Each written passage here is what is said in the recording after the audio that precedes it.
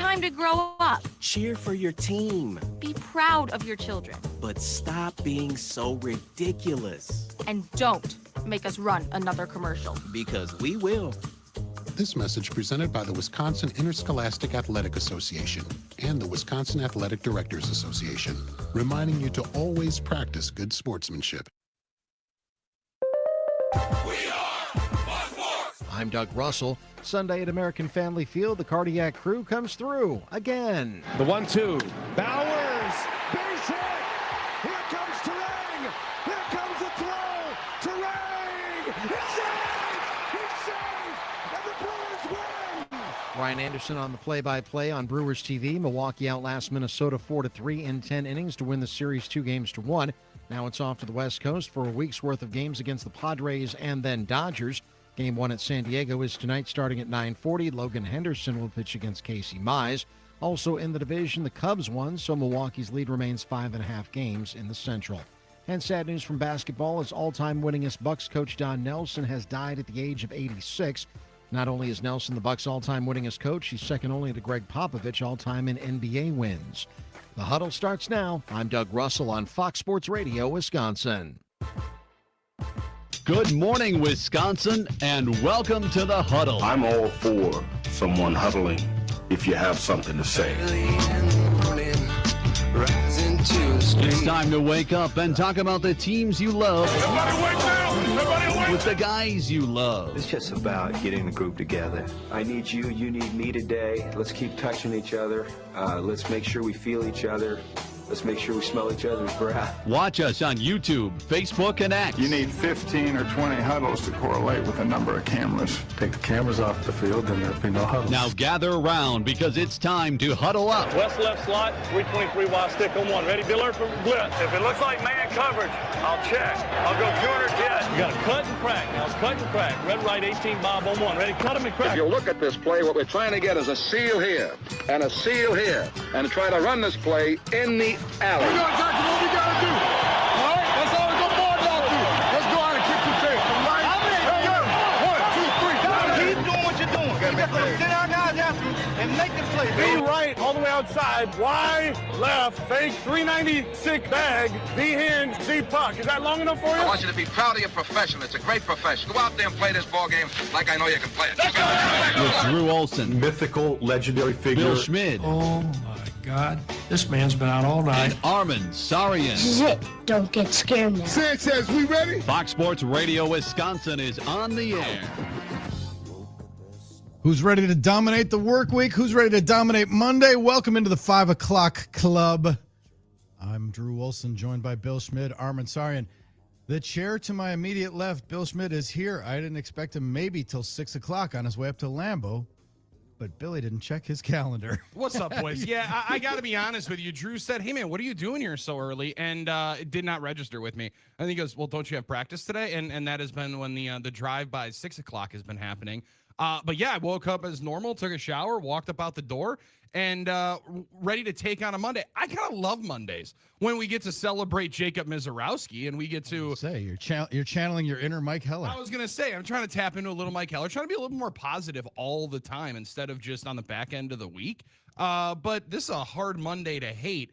We're gonna get Packers football, a heavy day, a high day up at Ray Nitschke Field. Yes. Friend Aaron Nagler, co-host of Carry the G Radio, the podcast, is going to be hanging out with me for Training Camp Live. So it's a great Monday to get started. So why wait till 6?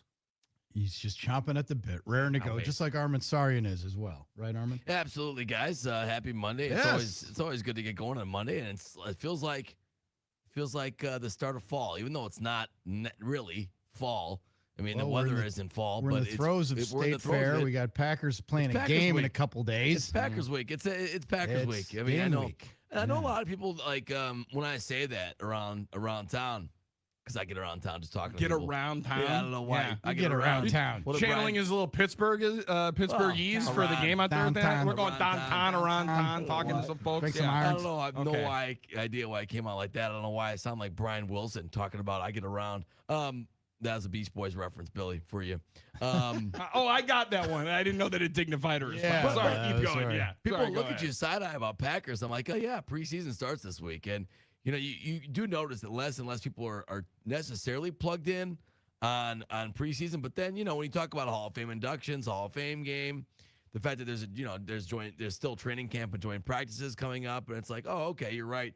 I guess we are getting closer and closer to the throes of it, and also the reality that there's only 6 weeks left of regular season baseball, which is like, man, it's flown by. At least for me, it has, because it's been a fun summer of Brewers baseball. So it has been a fun weekend. Yeah. Brewers take 2 of 3 from the Twins after losing on Friday night, kind of a lackluster. Yeah, Friday. and felt like they definitely could have and should have won on Friday, Drew, if they would have brought, their best game to the ballpark, and then probably could have lost the last 2 games, the ones that they won.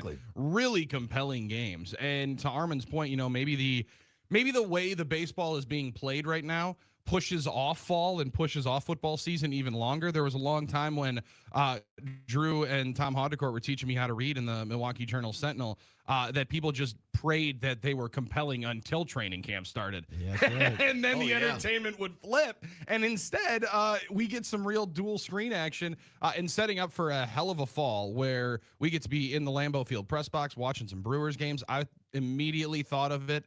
The first preseason game a year ago, Brewers are taking on the Mets, and Wild Bill's hitting a walk-off homer or an 8th inning homer to take the lead in that wild series they had against New York.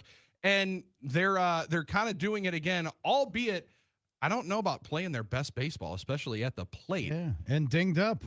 I was just going to say, and seriously dinged up. As much as I've been hearing people go through of what year is the year to go all in and what year is the year to strike, Drew, they're doing this while battling more injuries than a first-place team, best team in baseball generally is at this time. No doubt. With the Cooper Pratt one, you don't expect young guys to blow out hamstrings. That's an old man injury. Yeah, kidding. Yeah, that was tough. But that was 31 instead of 21. You got to kind of get through all these things while the Cubs are still putting pressure on. They did get 1 loss against the Royals, but still 2 out of 3. They have to come back on Thursday, and you're still looking for that first-round bye. So you have to try and it's weird to feel at 74 and 44 like you got to put the pedal to the metal more, but that's kind of what it feels like if you want to be in that situation. Can I just got a Orthopedic Associates of Wisconsin injury report, Ortho ASP walk right in. Can I give a heads up to that one that is sitting right here on the 4-Letter Network's website?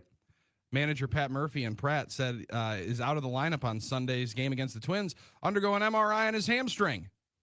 Per Hunter Baumgardt of Fox Sports 920 Milwaukee reports. All right. He's the man out here now. We got Hunter getting cited right here on ESPN.com. That is phenomenal. Joey Ortiz out of lineup Sunday due to an upper back injury and is considered day-to-day. Per Hunter Baumgardt of Fox Sports 920 Milwaukee reports. How about that? We got to screen grab that and kind of blow it up and print it and absolutely frame it for him. That? Like, that's epic. Make sure he sees that. Oh, that juices me up right there. I did kind of see that in the article, and then I did a double take because it was on my phone. And I was like, wait a minute. That's our guy. That's Hunter. So that was pretty exciting to see. I love seeing that one. So way to go, wild. Hunter. Way to go, Hunter. Hunter is going to appear later in the program, and we'll have his recap from yesterday's proceedings. Yes. Coming up. And he's going to take some time off this week, if I'm not mistaken, because Brewers are on the West Coast beginning tonight in San Diego with a series at Petco Park. A compelling one. San Diego playing really, really well. And then the Dodgers in a free fall. Right. And then on Wednesday, the matchup, the date of acquisitions. May against Ray. And you get to see the one guy that we talked a lot more about on this show because Robbie Ray was available for about 2 or 3 months. And from all the deadline recaps, doesn't sound like Robbie Ray was much on the Brewers' radar at all. They kind of looked at if they weren't going to get, as Pat Murphy said yesterday after the game, who's that big guy that the Dodgers just got from the Tigers? Love it. What's that guy's name? What's that guy's name? Yeah. Oh, Skubal. Yeah, the Cy Young guy. Yes, Skubal. Yeah. So they were in on him. They were interested in Gausman and Dustin May, and then you get to see him go up against one of the people that you'll definitely compare him to the most over the next month and a half, and Robbie Ray and how he performs. It is kind of funny to see the Dodgers kind of stop playing baseball after they got him. It's like they're like, all right, well, we got Skubal now. We don't have to actually try and go out and play and win anymore, but all of a sudden they can't win games. It's like I'm saying with Yelich and Contreras, get your slumps out of the way now. That's what the Dodgers are doing. They're beating the Christmas rush. They've lost 3 straight series, like what, 8 out of 9 or something like that. Giving the Brewers a, puncher's chance of finishing with the best record again.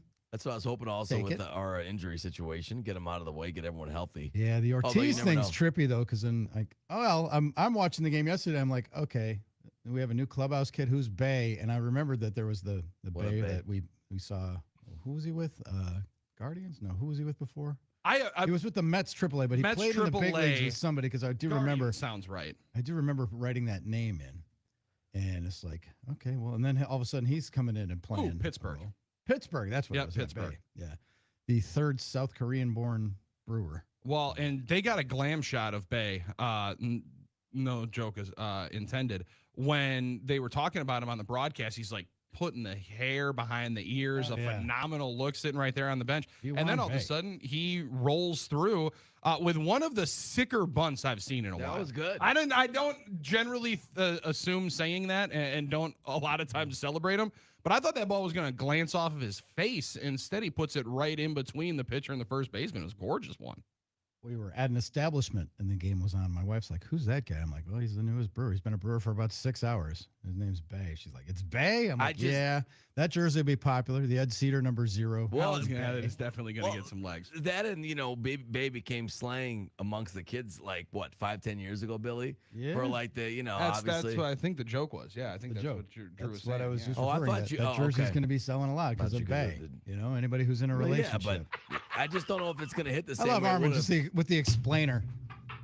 Armen is like, well, it's like when they have the sign language interpreter in the bottom of the screen. Armen is for everybody who's over a certain vintage. He explains jokes that most people already got and have moved on for the next joke. Yeah. Hey, let's make sure we hit the rewind feature and let you know what I was talking about there. Right. Why it was funnier and why you didn't laugh as hard. No, the point is, I don't know if it hits the zeitgeist the way it did like 5-10 years ago, but maybe it did. I don't know. This is funny. And number 0. That's it. I think the kids do still say Bay. What up, Bay? I don't know. I just said that. Yeah. I could put Bay on a 32 jersey because Miz yesterday was phenomenal. Even though he wasn't the best version of the Miz. 9 Ks, gives up a couple of bombs, and Clemens steps on one there in the 6th after the walk. That was a great swing. And he was throwing some of those pitches were 99, 100. Seemed like he was kind of cruising. Yeah. A little bit later. And it's one of those early moments when it was just nothing but smoke for the first time through the order. I love that. Dared him to hit it. Gary Sanchez just kept wearing out that pitch com number 1. Yeah. Let's throw the heater again. Yeah, let's throw the heater again. We don't care about. Let's do it again. And when we do when we went with our WAPs, our wild ass predictions in the beginning of the year, I just wish I would have had some conviction. I wish I would have had some relentlessness and felt undaunted instead of saying close to 200 innings. Just said, Jacob Mizrowski's going to have 200 innings, let alone 200 innings or 200 strikeouts. Do it faster than any Brewer in Major League in history, and only Spencer Strider on the list of guys that have done it so fast in one of their earliest years in the big leagues strikes out 200 guys in less innings, 129 and a third innings pitched before he gets 200 Ks is a disgusting number for a dude that's just 23, 24 years old. Pretty sweet. Gotta say, that's pretty sweet. That's crazy. It's crazy stat to see. We'd love you to check in at 877-794-1973, NicoletLaw.com talk and text line. We've buried the lead. Can't hide it any longer. Today is going to be a big day at Packers camp because it's Rob Domofsky's birthday. Ooh, let's go, Rob Domofsky. Come on now. Also William Schmidt's birthday, according to Facebook. Hey! Happy birthday, Billy. True. Yeah. Yes, indeed. You and Armen are close together when it comes to birthdays. It's your day. Yeah, no, we should have joint events. Joint birthday parties. Well, we are. We're still planning in 8 years now. When Geezer Palooza rolls through the state. 8.5. Let's be honest.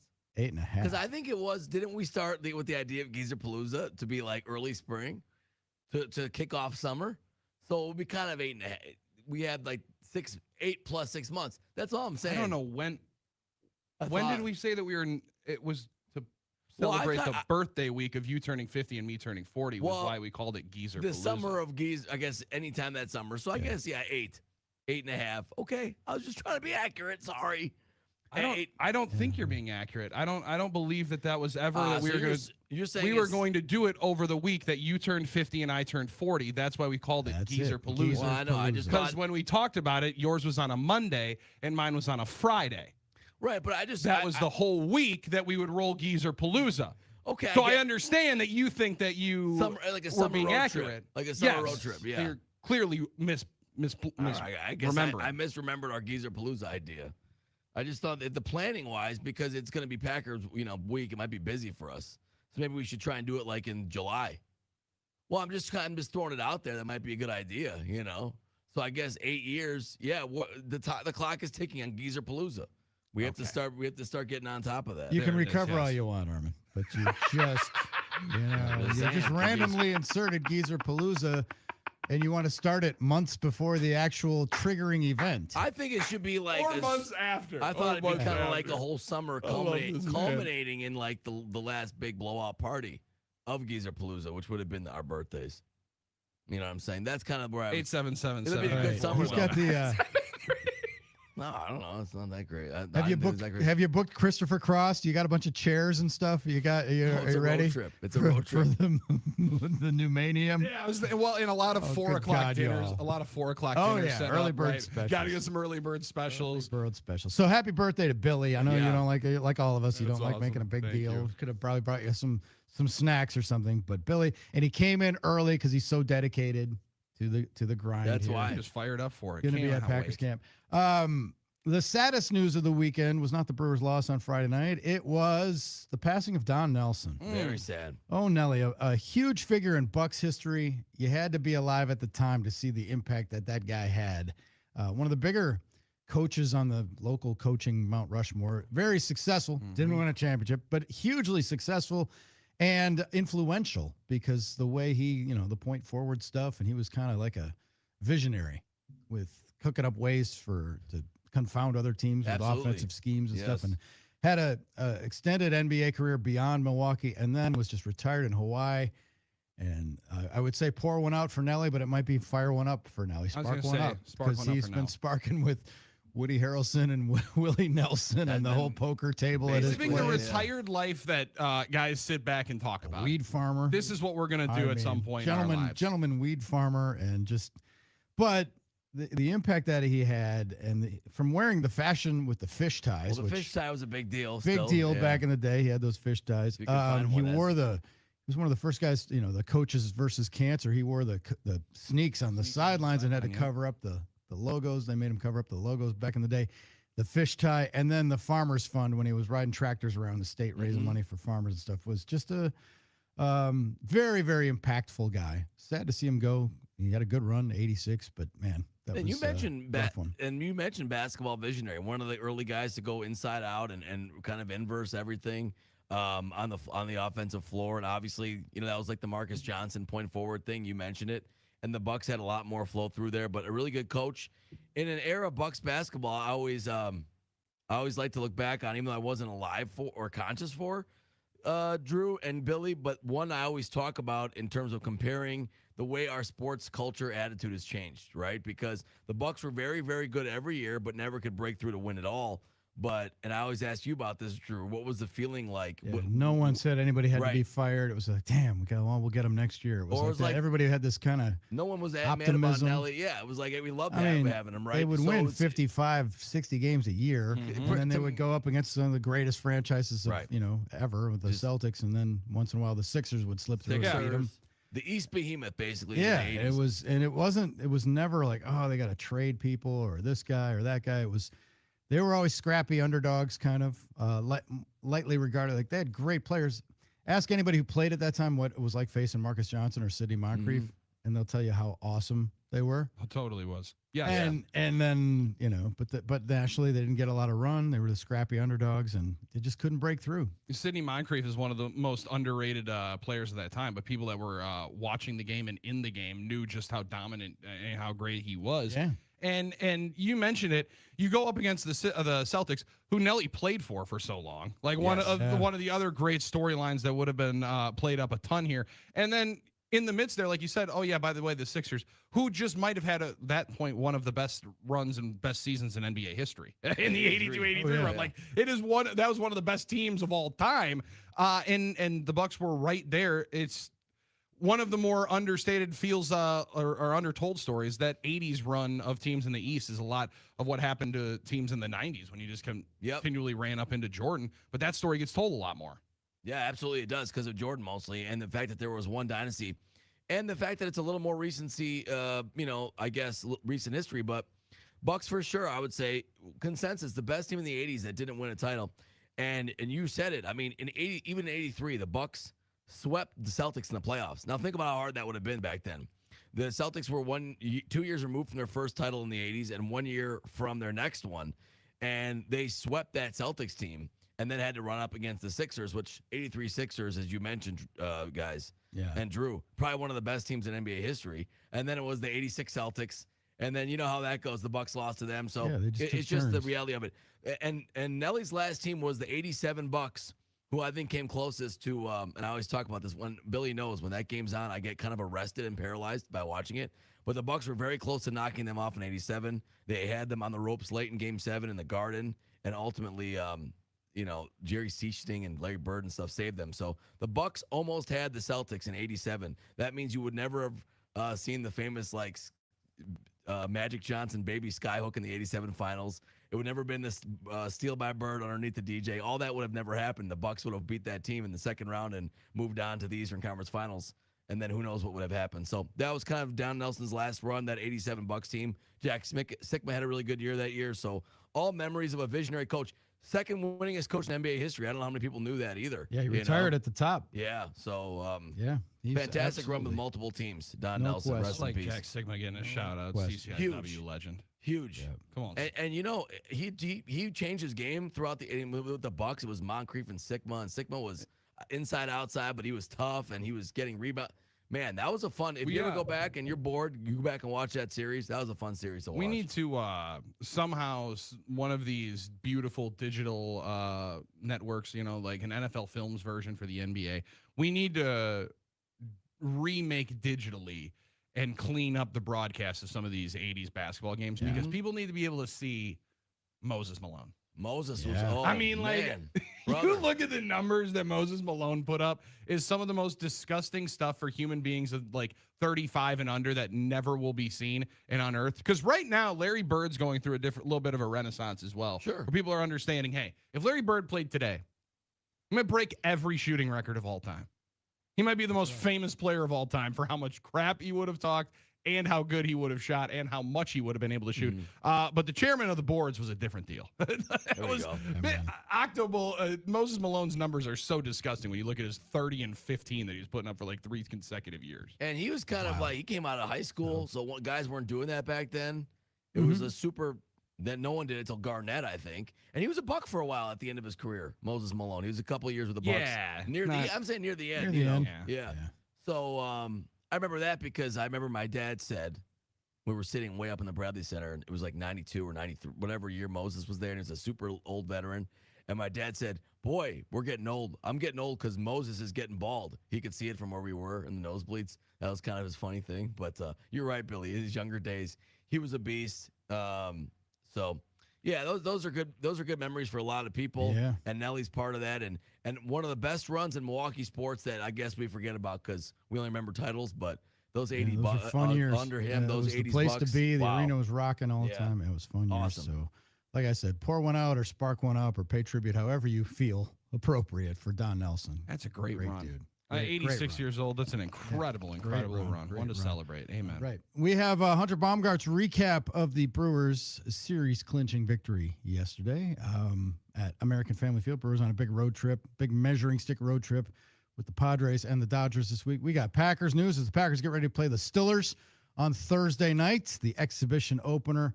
We got the Badgers in camp. High school football's in the air. State Fair is going on. We had some weather yesterday. We got plenty to unpack today, so get yourself a comfortable chair and a cold drink or a hot drink, your choice, whatever you like in the morning to get you going. You're in the Huddle, Fox Sports Radio, Wisconsin.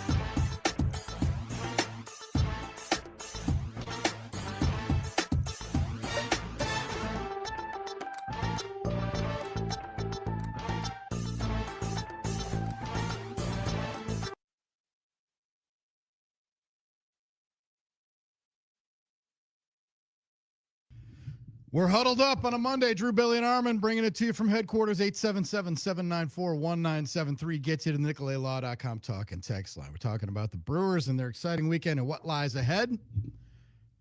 Injuries, though. A little cloud on the horizon. The injuries. Yeah, I'm not a big fan of it, Drew, especially when they happen in bunches. And it seems like poor Jet Williams, he keeps getting dinged every time that something would be allowing him to get a chance in the big league club. He catches a stray down there in Nashville. I think that hurt his trade value because I think his name was mentioned to be thrown into some packages at the deadline. I agree. And his stock fell because he hasn't shown anything in the big leagues yet this year because he's been hurt every time they wanted to give him a call. And that's why they signed Bay. Yeah, it seemed like that was going to be the case, and then he gets pulled and has an injury as well because his power bat. I mean, Andrew Fisher said it on Foul Territory a couple months ago. Jet Williams is going to be manning third base and hitting bombs in the playoffs. Oh, okay.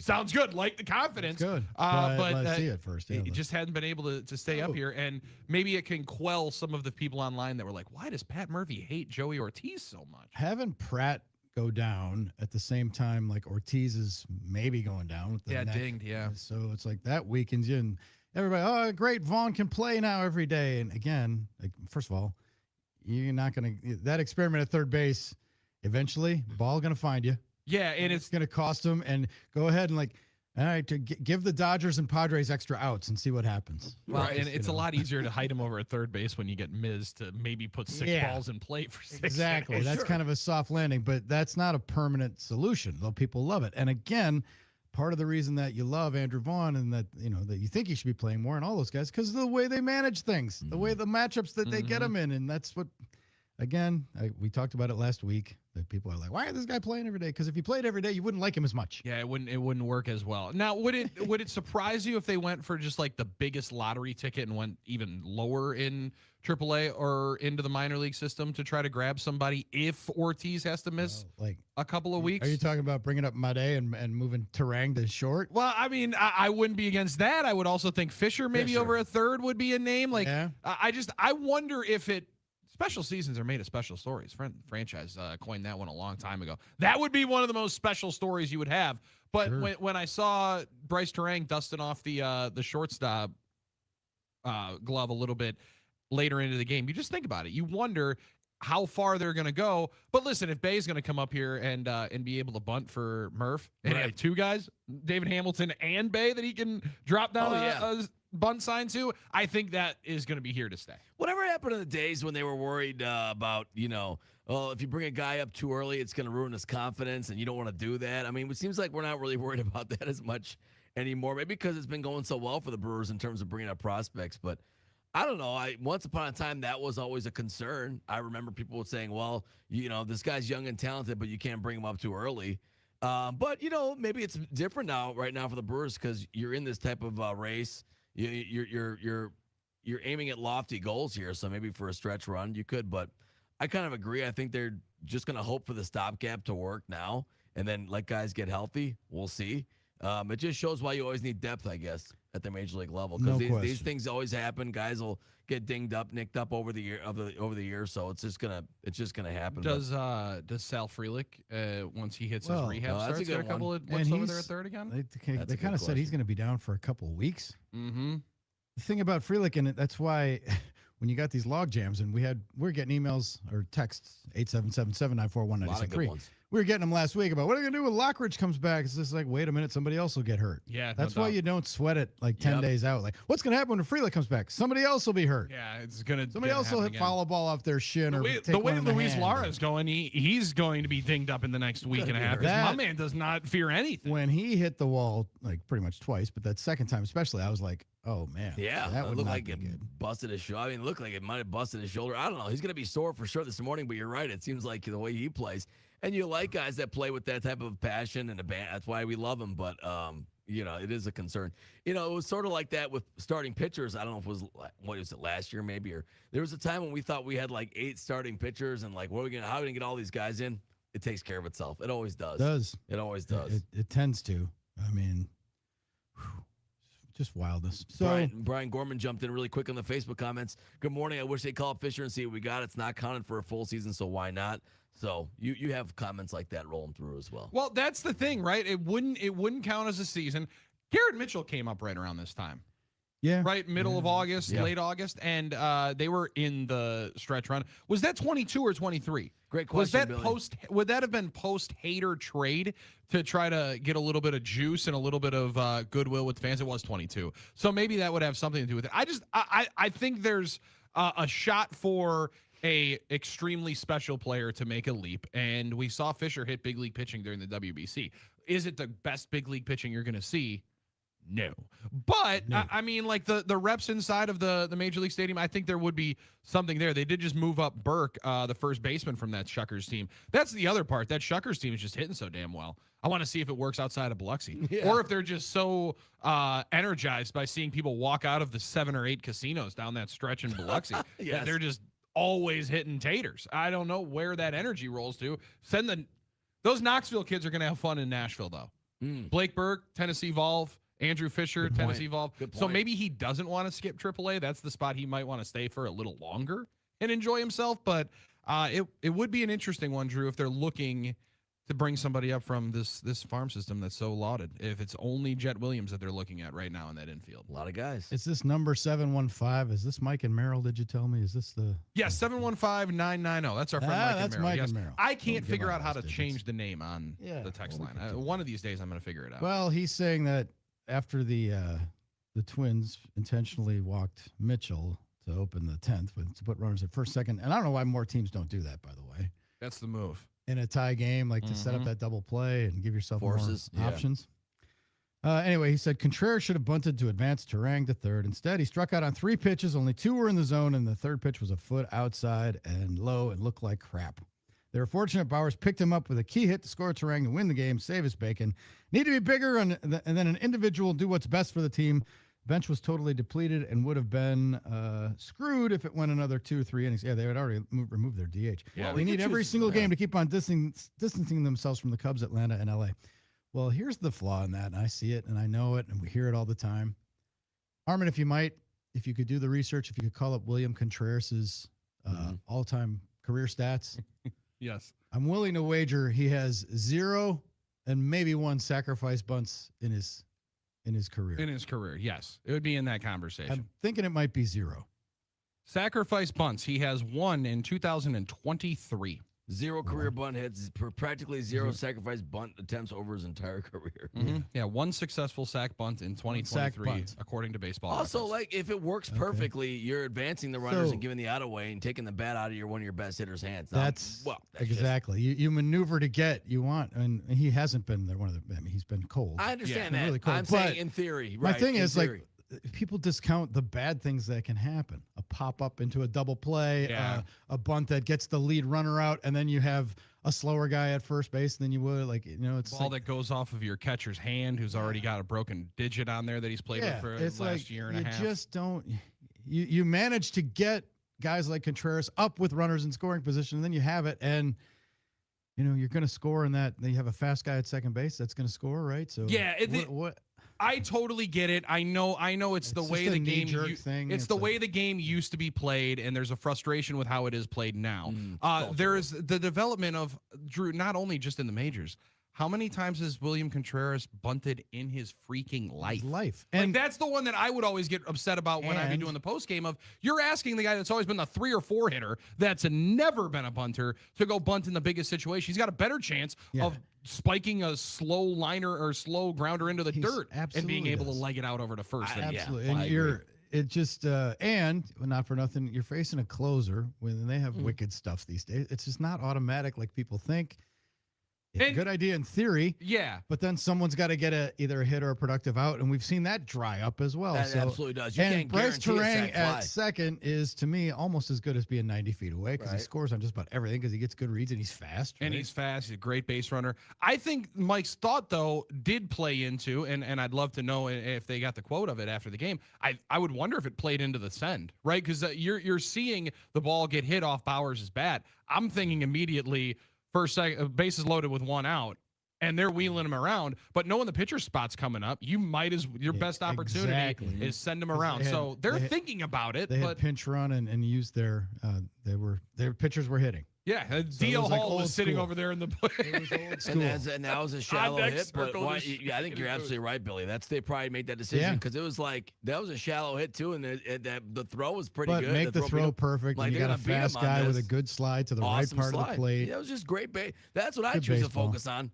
Yeah. Not that we didn't bunt that. I'm sorry. I mean, you're not going to get me to focus on something negative.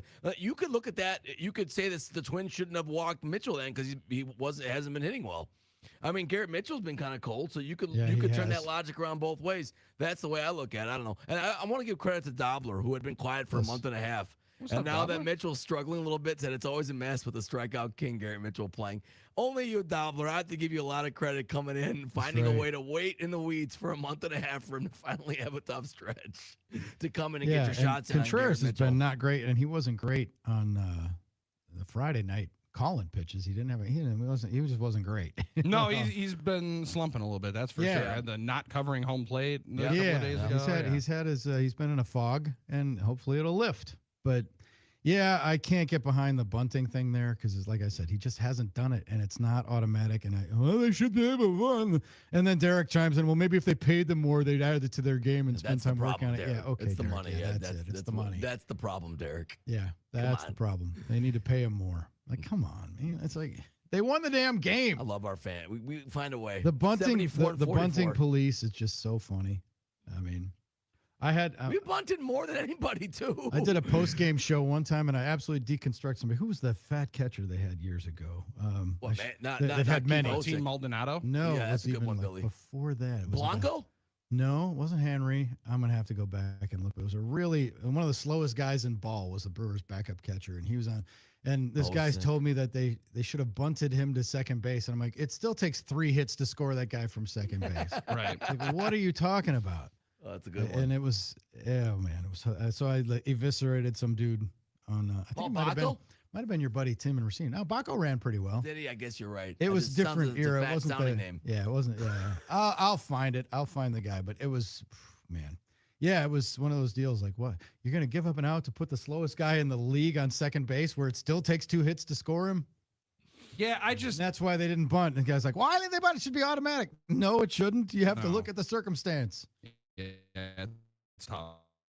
And it is a lot easier to bunt in U12s. I understand, and I just when you're not facing closer stuff. Yeah, and I just struggle when you are, and it's not that they don't pay them more. Again, maybe he was getting paid when he was 16 years old, but even American players in high schools aren't bunting. Like no kid who's going to have a chance to be drafted in the top 10 rounds is their manager asking him to lay one down in that situation. No, because coaches see it as a waste of time during wasted their practice time, wasted their time. Well, I don't know that that's the case. I'm talking about in games, Armen. I'm talking about in games. If you're one of those players, they're asking for you to hit the ball. They're asking for you to be able to swing away and hit something into the gap. But Contreras has been, again, if there's anybody that should be sending Yelich an edible arrangement for taking all the heat away from him, for the last 45 days, July and August, he's a 170 hitter with a 500 OPS.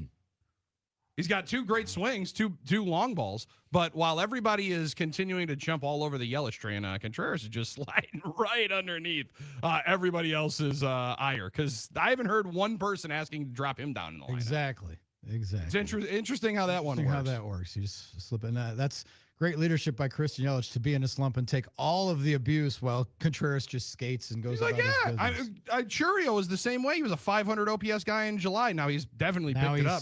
Yeah. Now he's the mayor of binges, Ding Dong City. If take that one away from Travis Shaw for the last 6 days. So absolutely, the best bats they're going to acquire, Drew, are their own actually hitting. But I was having this conversation with a friend of mine yesterday. It's like, I'm very okay if right now you're relying on your bats to keep you, the lower bats to be able to keep you alive, as long as in September we can wake some of these things up and maybe have the inverse of what we've seen in the last 3 postseasons. That would be nice. 877-794-1973, NicoletLaw.com talk and text line. When we come back, we're going to hear Hunter Baumgart's recap of the Brewers' victory over the Twins yesterday.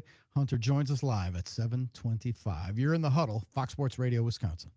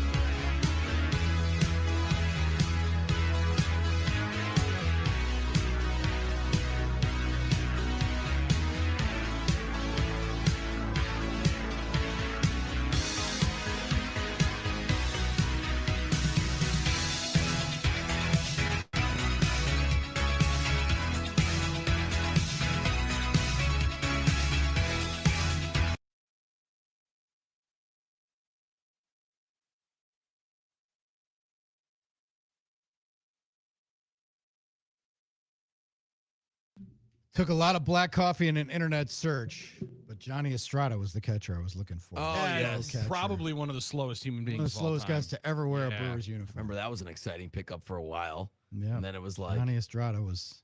He didn't take any walks. You wanted to. He got on, and there was no other catcher. They'd already used the catcher. He was like he had entered the game as the backup catcher, and like they had out of catchers.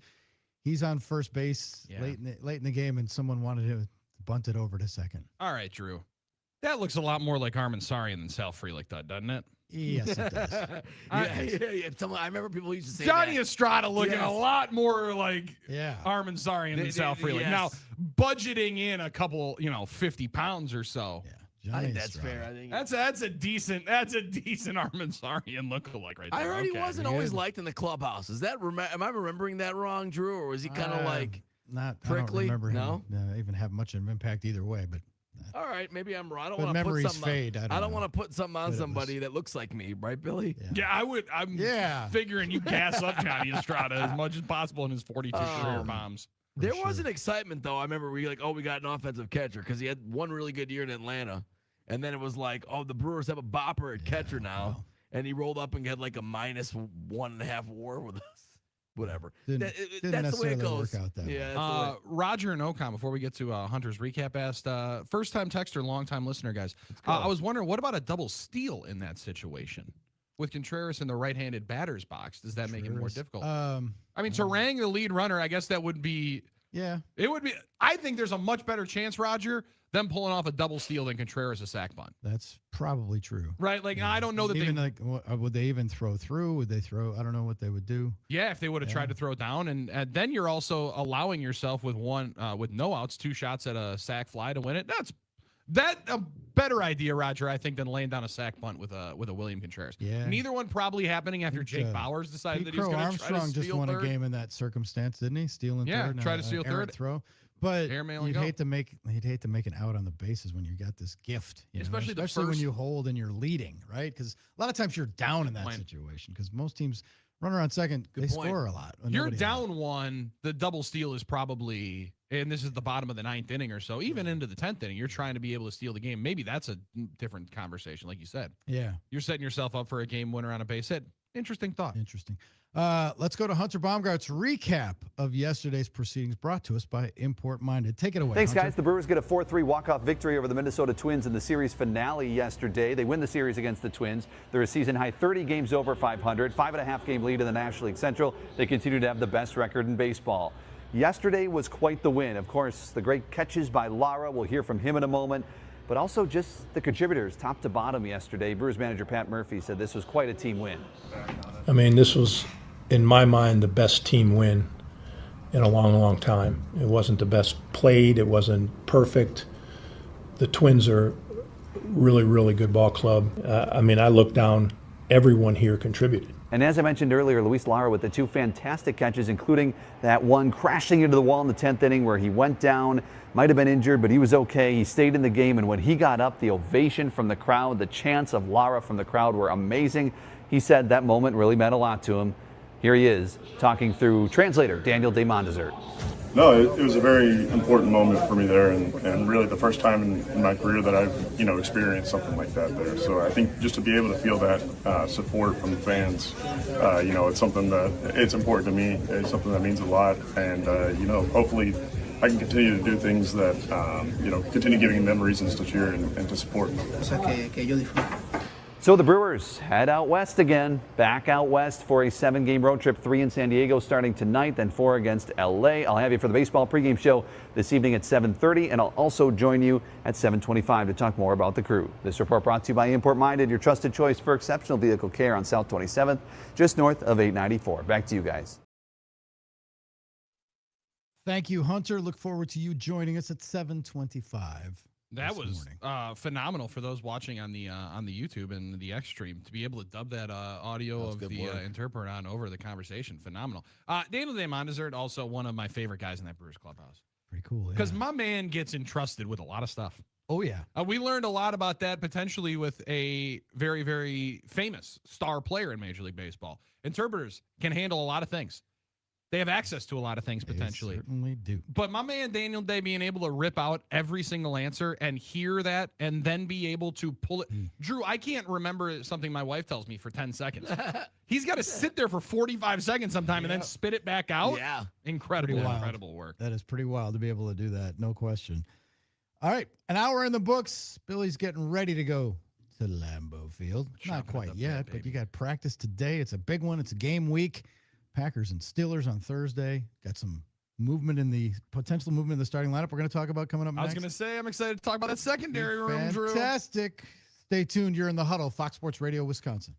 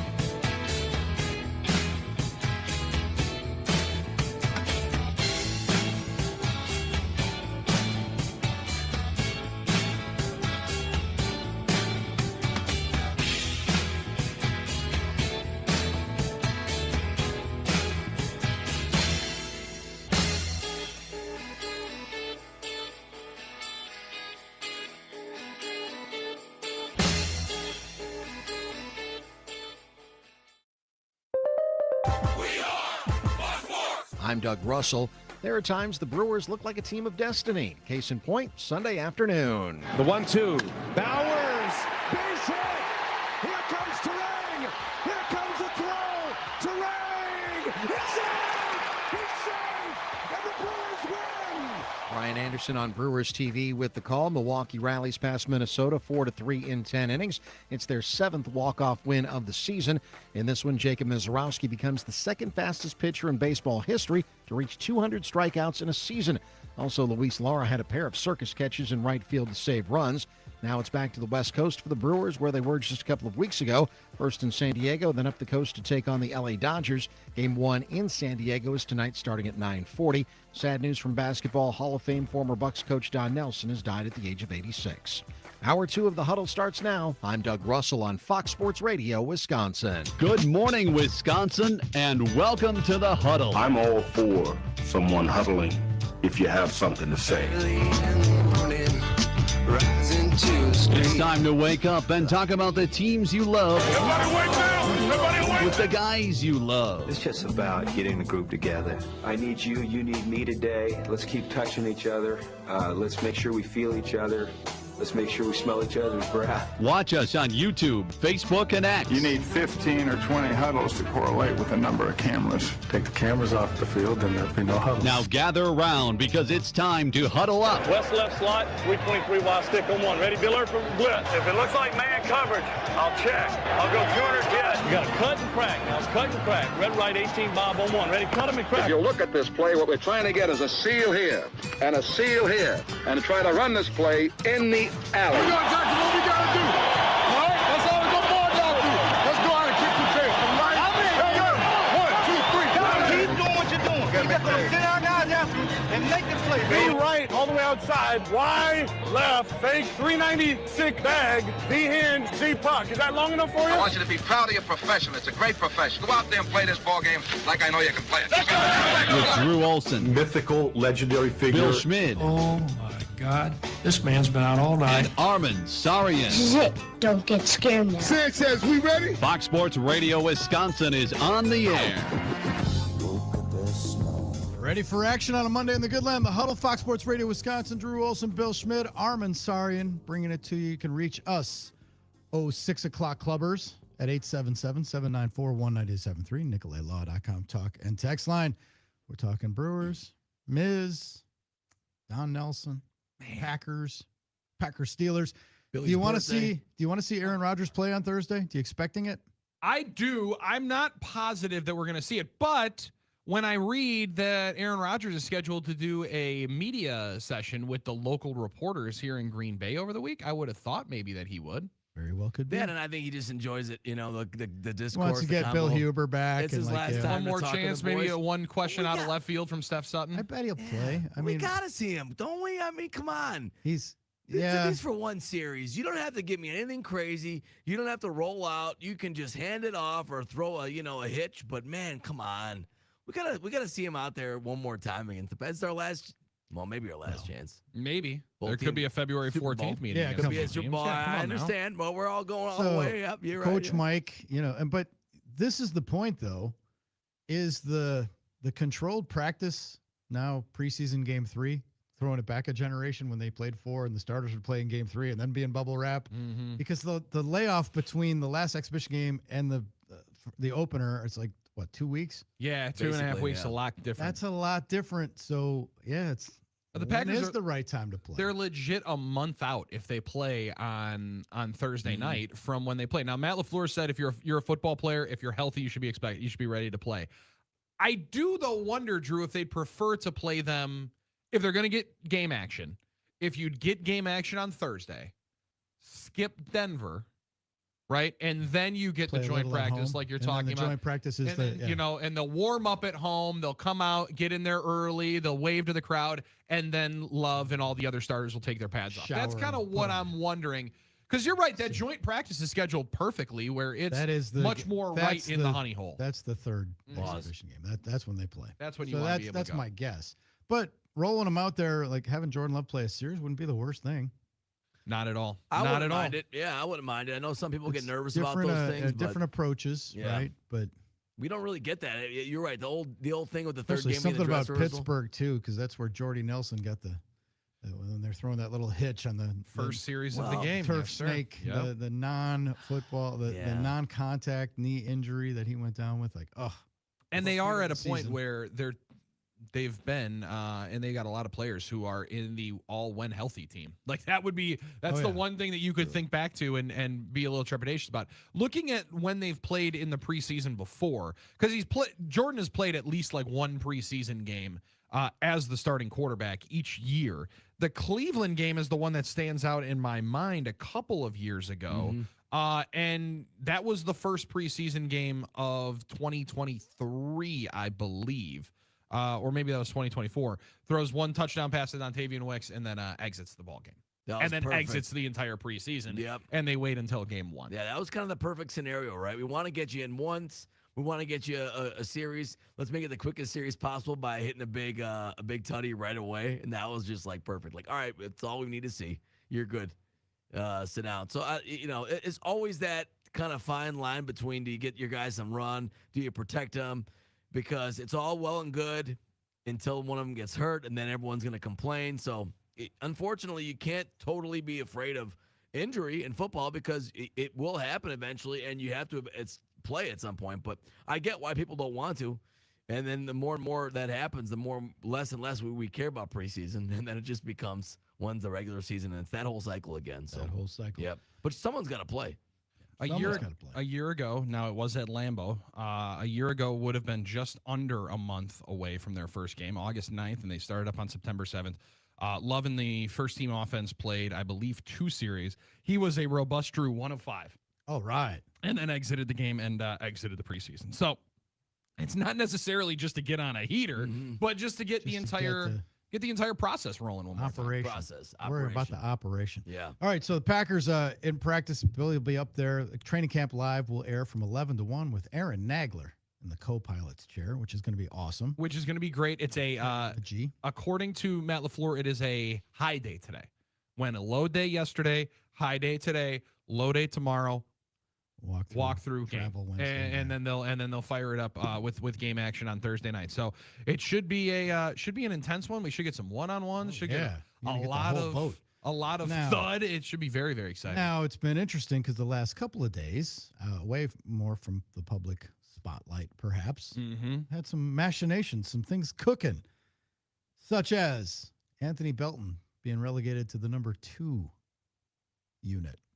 And finding some, I had thought that it was just going to be Anthony Belton moving around over to right tackle to allow for Jagger Burton and Jacob Monk to get some reps over there at right tackle. But to just straight go second unit felt like maybe more of an indication that the 5th round pick is going to play himself into one of these spots. Baco Bewele returned to the field. So right tackle is no longer an issue for no now. longer a problem. Yes. But Belton was going to start, and then now it looks like he might not. And looks like he's resigned to his fate already, even though a lot of ball game left. Like, don't you There's so much time. Wouldn't you just say like there's still, because somebody could get hurt and then he's a starter again, or somebody could not have a good week, and it could change. So it just seems like to declare. But it does seem like, well, he's a second teamer now. Well, and to feel like that is something that I think is one of the reasons why you do it as the coaching staff, right? How do you handle it? How do you go back through the next 3 days or next week and a half when we're still going to have practice before you get a home preseason game in the third one and anything is decided? How do you handle running with the second unit? Do you take it in stride, and do you play even better and elevate the unit? Or like this, is it a little bit more resigned to the fact of what's happening and just take it in stride like that? There's some mental tests, I think, here as well to the physical one. And that's an important part of it. Burton, from the beginning of the offseason program, had eyes on him. And it sounded like LaFleur had mentioned it a couple of times. Like, there's a good chance he can play his way onto the field. And maybe that's the other thing of just looking over his shoulder and seeing, well, that guy's really, really good at that spot. He might be even better at it than I am. So I might just have to be moving on because I'm seeing what they're seeing as well. Is Belton in a is it a positional thing? Is he positionally pouting? I don't think that's I don't think that's 1,000% Does he think he's a tackle? offside. Does he think he's or out of bounds? No, because I think he's a tackle, Drew. Yeah. Right? Like, I thought he was a tackle coming out. Watching him last year, I thought he was more of a tackle. It's one of the reasons why Nags and I had talked about it throughout the offseason, that I think there could have been an opportunity if Jordan Morgan struggled early, which hasn't been the case. He's been pretty solid. He's been pretty solid, and I think improving each day. That maybe he got some looks over at left tackle. He would get a number of looks over at right tackle, in my opinion, when Bako Boele is out and slow playing into team drills. But if you're not going to be satisfied with rolling in wherever you can, he played well at guard a year ago, but I don't think he's the most comfortable at it. Maybe there is a little bit of this is the position I play. I'm better over here, and they're just not letting me be the best version of myself. I mean, that consolation prize, I don't know. There are some guys who thought they were tackles, end up being like 10-year starters at guard, right? It's like that happens. Peter Skoronski is a great example of it. He was the number 1 tackle on the board coming out of Northwestern, and he ends up being the 8th pick overall to Tennessee. Well, he's now an all-pro guard and just had a 4-year, $100 million deal minted. On track for a Hall of Fame career. Yeah, it'll play that way. You can see that a number of different times. So, that's fascinating. They do like Jacob Monk, too. Is his stock rising because Belton's is falling? Or are they two things independent of each other? I think they're a little more independent of each other. Jacob Monk's looked good. He has looked really good. And the other part of it is he's gotten a lot of chances because of the injuries, right? Because of the injuries and Aaron Banks not being able to go in team. And I thought that was another way that LaFleur had made mention of it yesterday. It was mostly centered around Belton, but I can't give – I want to say it was Wildy, but I might be misremembering on who asked the question about Banks of at what point does he have to get on the field to get some repetition, get some rhythm. And LaFleur only said, Drew, you want to get the operation rolling. You do want to make sure that we don't have procedural penalties with the snap count. Didn't say anything about cohesion. Didn't say anything that we really love Aaron Banks. Didn't say that he's the best version of himself. Just said, yeah, you do want to get everybody on the field at some point. At what point do we say that Aaron Banks is the Jimmy Graham of the offensive line? A big expenditure for not much return. For not much return. He was good at times last year, but especially if you can get a former draft choice, a cheap labor guy that you think can play the same way, if not better, and more reliably in the lineup like Monk, it's a dangerous thing to be setting yourself up for. Mm-hmm. Yeah, he needs to get on the field. They can't make the club in the tub is one thing. He's going to be on the club, right? Like that money's going to be committed. He's going to be on the club. But the lineup's another deal. The lineup is another deal. Yeah, getting on the field, man. And for Jacob Monk, this is year 3. It was probably put up or shut up to the point of being on the team or not. And he has really answered the bell here the first 2 weeks, especially since the pads have come on. Well, your best 5 out there. We got to get our best 5 out there. And Drew. if it ain't, absolutely. And what you make on the 1st and 15th doesn't weigh into that equation always. Mm-mm. And for Anthony Belton, the tough thing is that the right tackle reps maybe have taken away some of the opportunity at right guard. But if you're not playing the best way, the best ball over at right guard, I think that was the other part. He had said it at this level for a reason. We got to be able to adjust. Obviously, it's different for sure, but there's no reason to make excuses. I've got to build a smooth transition because that's what we're here for, is to play ball and be versatile. The Packers' versatility push with offensive linemen, I think you saw it last year, probably stunt Jordan Morgan's development a little bit. When you're still on the right side, still on the same side that you're going to be mostly going to, I think it would help for Anthony Belton going right tackle and right guard because they're going to need a swing guy there. And if his competition becomes more of Darian Kennard, that's a different place than they were anticipating being coming up in 2026. But not a bad spot to have a former second-round pick 2 years into ball being your break glass in case of emergency guy and your swing tackle. That's not a terrible place to be, but definitely not as good as locking up a starting spot like he did after 6 or 7 games a year ago. Agreed. The intrigue isn't just on the offensive line, defensive room, the secondary room. Oh my goodness.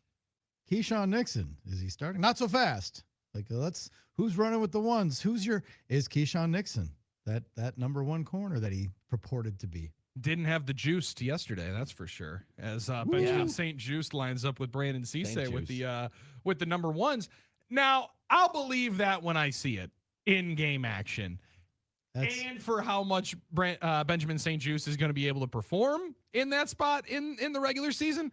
But I'll tell you this, Drew, nobody was celebrating more of that development yesterday than Packers Twitter and anybody online. Because I don't know that anybody gets the ire up online like 25 does. Yeah, he's the number one enemy of Packers Twitter. There's no question about it. That's just, and maybe that's the way it's always going to be for a guy in that position. But they didn't even give him a break when their own guy, Matthew Golden, was cooking him a little bit. Because I'm like, all right, well, it's our guy. Like, we can be happy about that, right? But it's like, oh, no, here we go again with Keyshawn. But you're right, Billy. He gets cooked by Packers Twitter. He does. That's just the way it goes, though, sometimes with that He position. does. When I saw this, I'm like, all right, is this just the equivalent of like throwing the bats in the shower just a one practice, like wake-up call, refocusing? Or would he register it that way?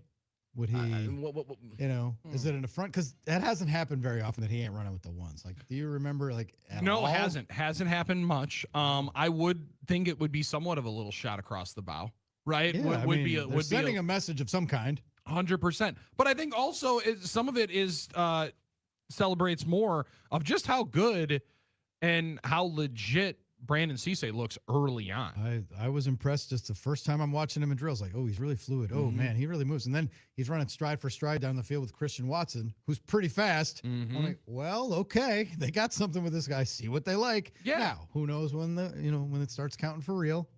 He'll get caught with his rookie showing at certain points, I'm sure. But damn, the raw skills are there. The skills are there. The physicality looks to be there. And I do think as well, he is going to be a welcomed addition in the tackling department on the outside, right? Like his run fits seem to be pretty on point. He's not going to get run over and run away from over on the outside. And he's confident in himself, just like you have to be at that spot. There's also a wild amount of self-confidence you have to play corner in the National Football League. And this would be something that maybe takes a shot at the confidence. But again, there's ways to respond to it. And Nixon has responded pretty well in his career, right? Like when challenged, he has responded well. Maybe not to top cornerback in the league like people were hoping he was when he said, I'm going to be CB1 on this team. Didn't say it in the entire league. But I'll be surprised if St. Juste is out there again with the ones here today. But you'll have to tune in to Training Camp Live to find out. That's right. Yeah, that's right, baby. That's a find tease, out, baby. Let's go. You have to be there right here on Fox Sports Radio, is Wisconsin, a to find tease. out. Outstanding. 877-794-1973. And thank God for these beautiful position battles for us not to have to talk about smack right out of the gates after family night. No kicking. Yeah. And no kicking conversation. kicking We just did combos. 17 minutes talking Packers and didn't have to mention the kicker Matt one made time. some kicks at family night, so it's like, well, okay. Yeah. DEFCON 3. Hit a couple of good ones, missed one. That's fine. We're going to All miss a couple of good. kicks. We'll figure it out.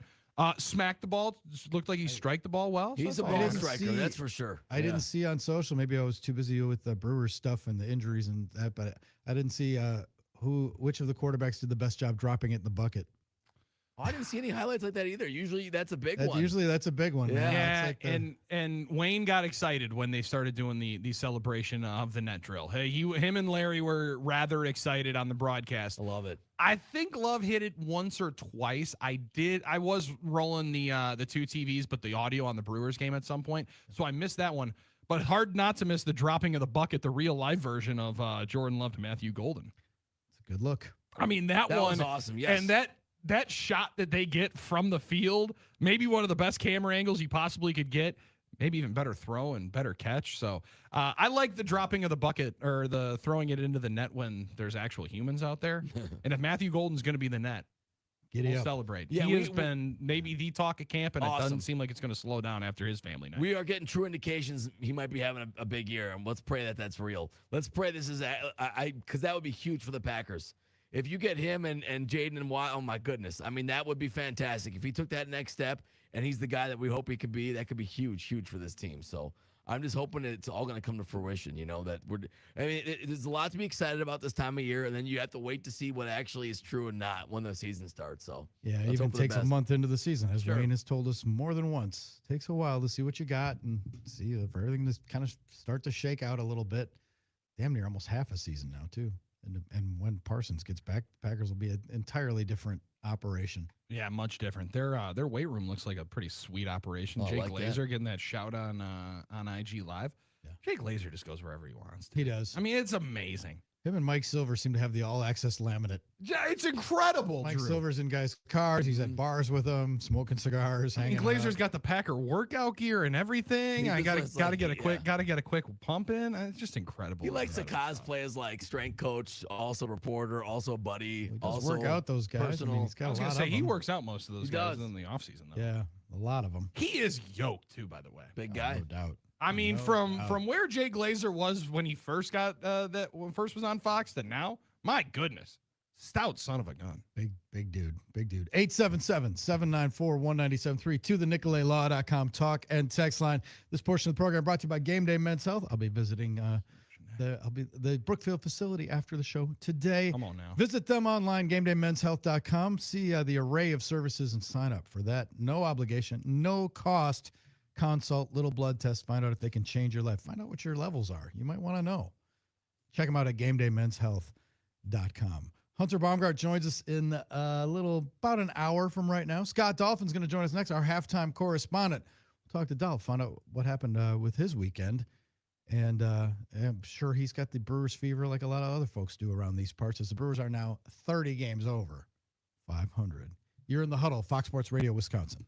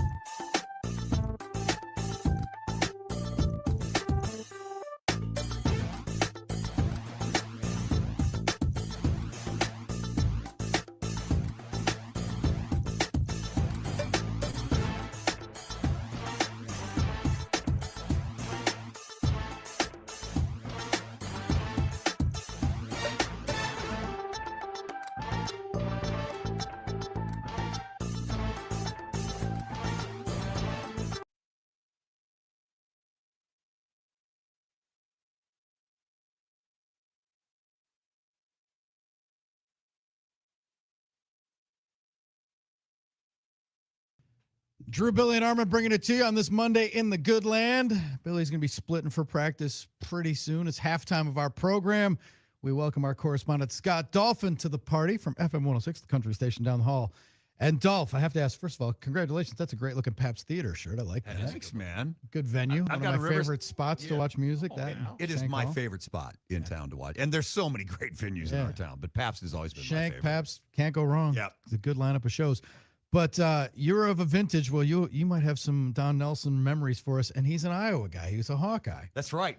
People forget. He grew up in Rock Island, Illinois. Quad City's my first radio market, by the way. I wasn't around when he played at Iowa, but I always heard the stories about Nelly, and those teams were okay. But remember, I don't know if people remember, Connie Hawkins was there at the same time, but got caught up unfairly into a point shaving scandal. And Nelly always said, if the Hawk could have played, this team would have been incredible because Ohio State was national champions, number one in the country with John Lucas and those guys.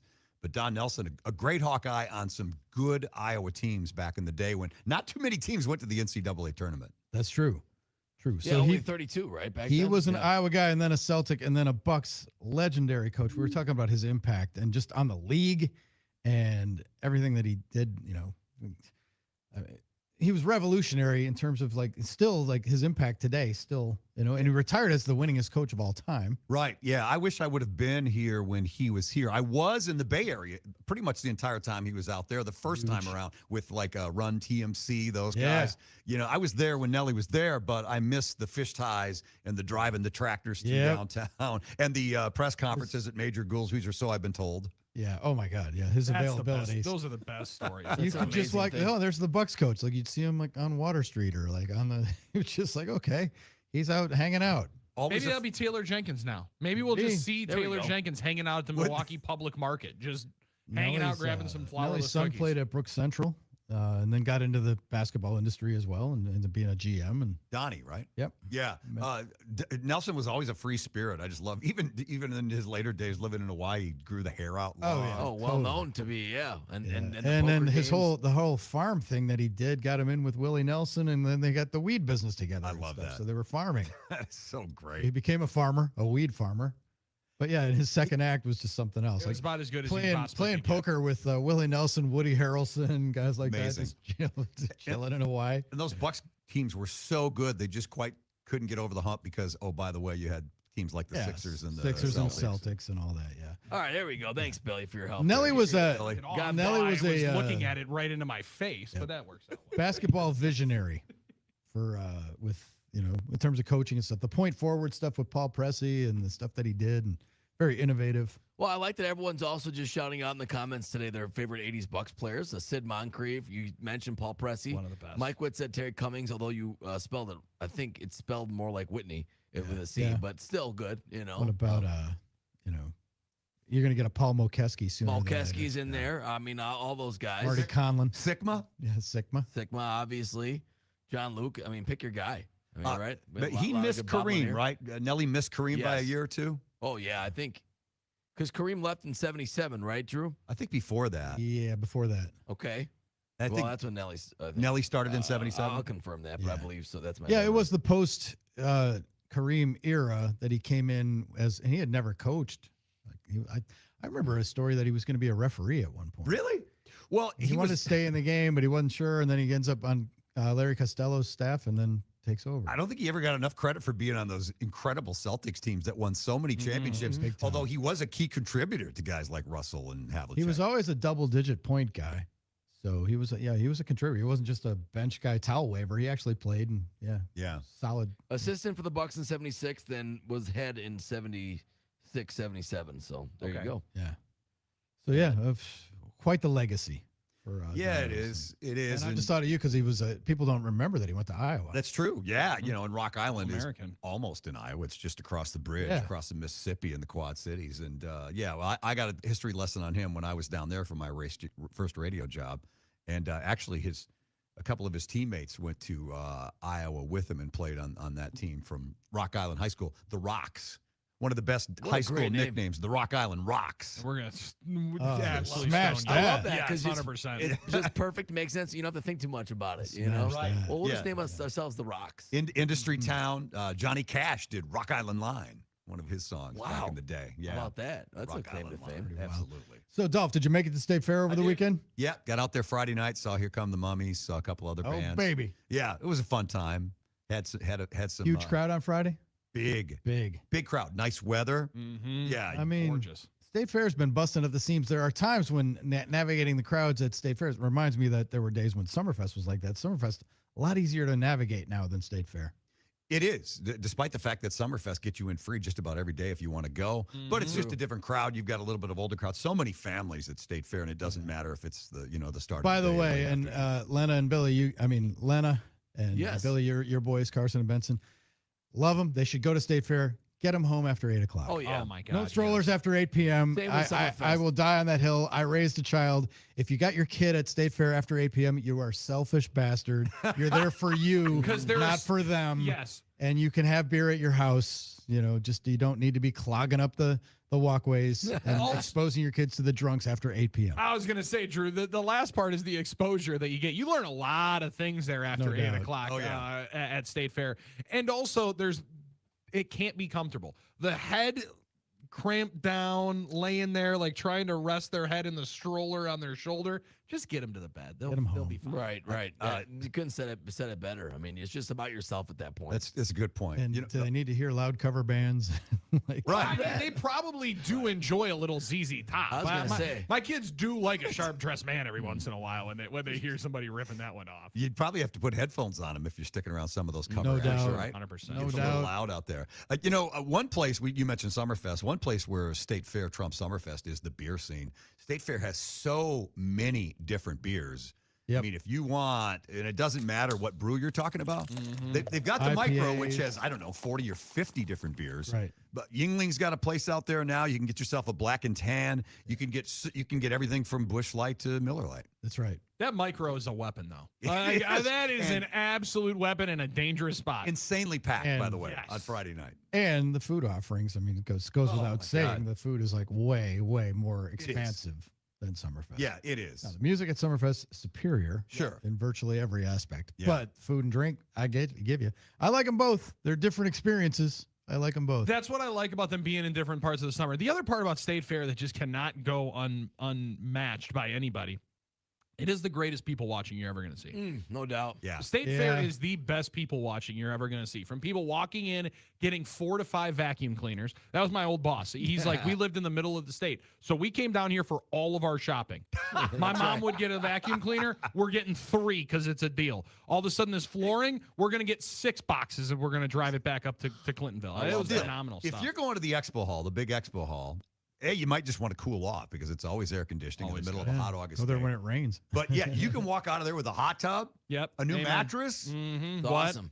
Yeah. A golf cart that seats 9 people. Right. Maybe you just want to swing on the Cirque du Soleil things in the back. I mean, there's just something there for everybody. Oh, Knives, it's the best, dude. man. The Yeah. amount of Knives, knives people yeah. buying. I mean, Go to how the, much cutting are we doing? pans. The salsa maker. Pans. The salsa maker is also a weapon. Oh, that's a You're gonna banger. laugh at the salsa maker, and then when you spin that son of a gun and you fire in those onions as quick as possible, It is dangerous worth weapon. the trip to go up Oh, and you down got every to. aisle at least I once watched those in the guys. expo hall. Yes, indeed. That's where they recruit new broadcasting talent, I swear.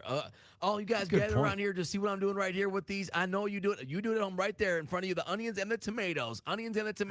And now we're throwing a little bit of pepper, and look how quick I can do it. And the thing Look how is, quick I can do it. they can't have a moment like the young lady did on QVC that Nope. went viral this past weekend, right? I can They- find that. They make one slip up and call a blowout a blow something else. They can't start laughing. No, that's a great Yeah, point. no, they they gotta can't they gotta stop. keep rolling because they got a live audience. They got live action in there. And that's when you got possible. 20 people sitting there in those very, very uncomfortable small folding chairs. And they work all day to possibly get 15 to 20 marks and right in front of them to make a couple sales and try and make a living. That's life, right? I did a live thing at the Wheel and Sprocket Bike Show earlier this year, and they put me right next to the gutter guard guy where they have the little display with the water running. yeah. Oh, I need those so yeah, bad. and he's doing a show every time somebody walks by, and I turned to him, I said, dude, where do you find the energy to do this? We're in 'Cause- radio. Right.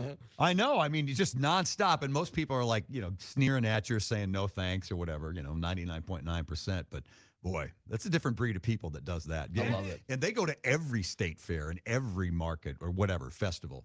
Now that's the person to ask if Wisconsin State Fair is better than the Minnesota State Fair.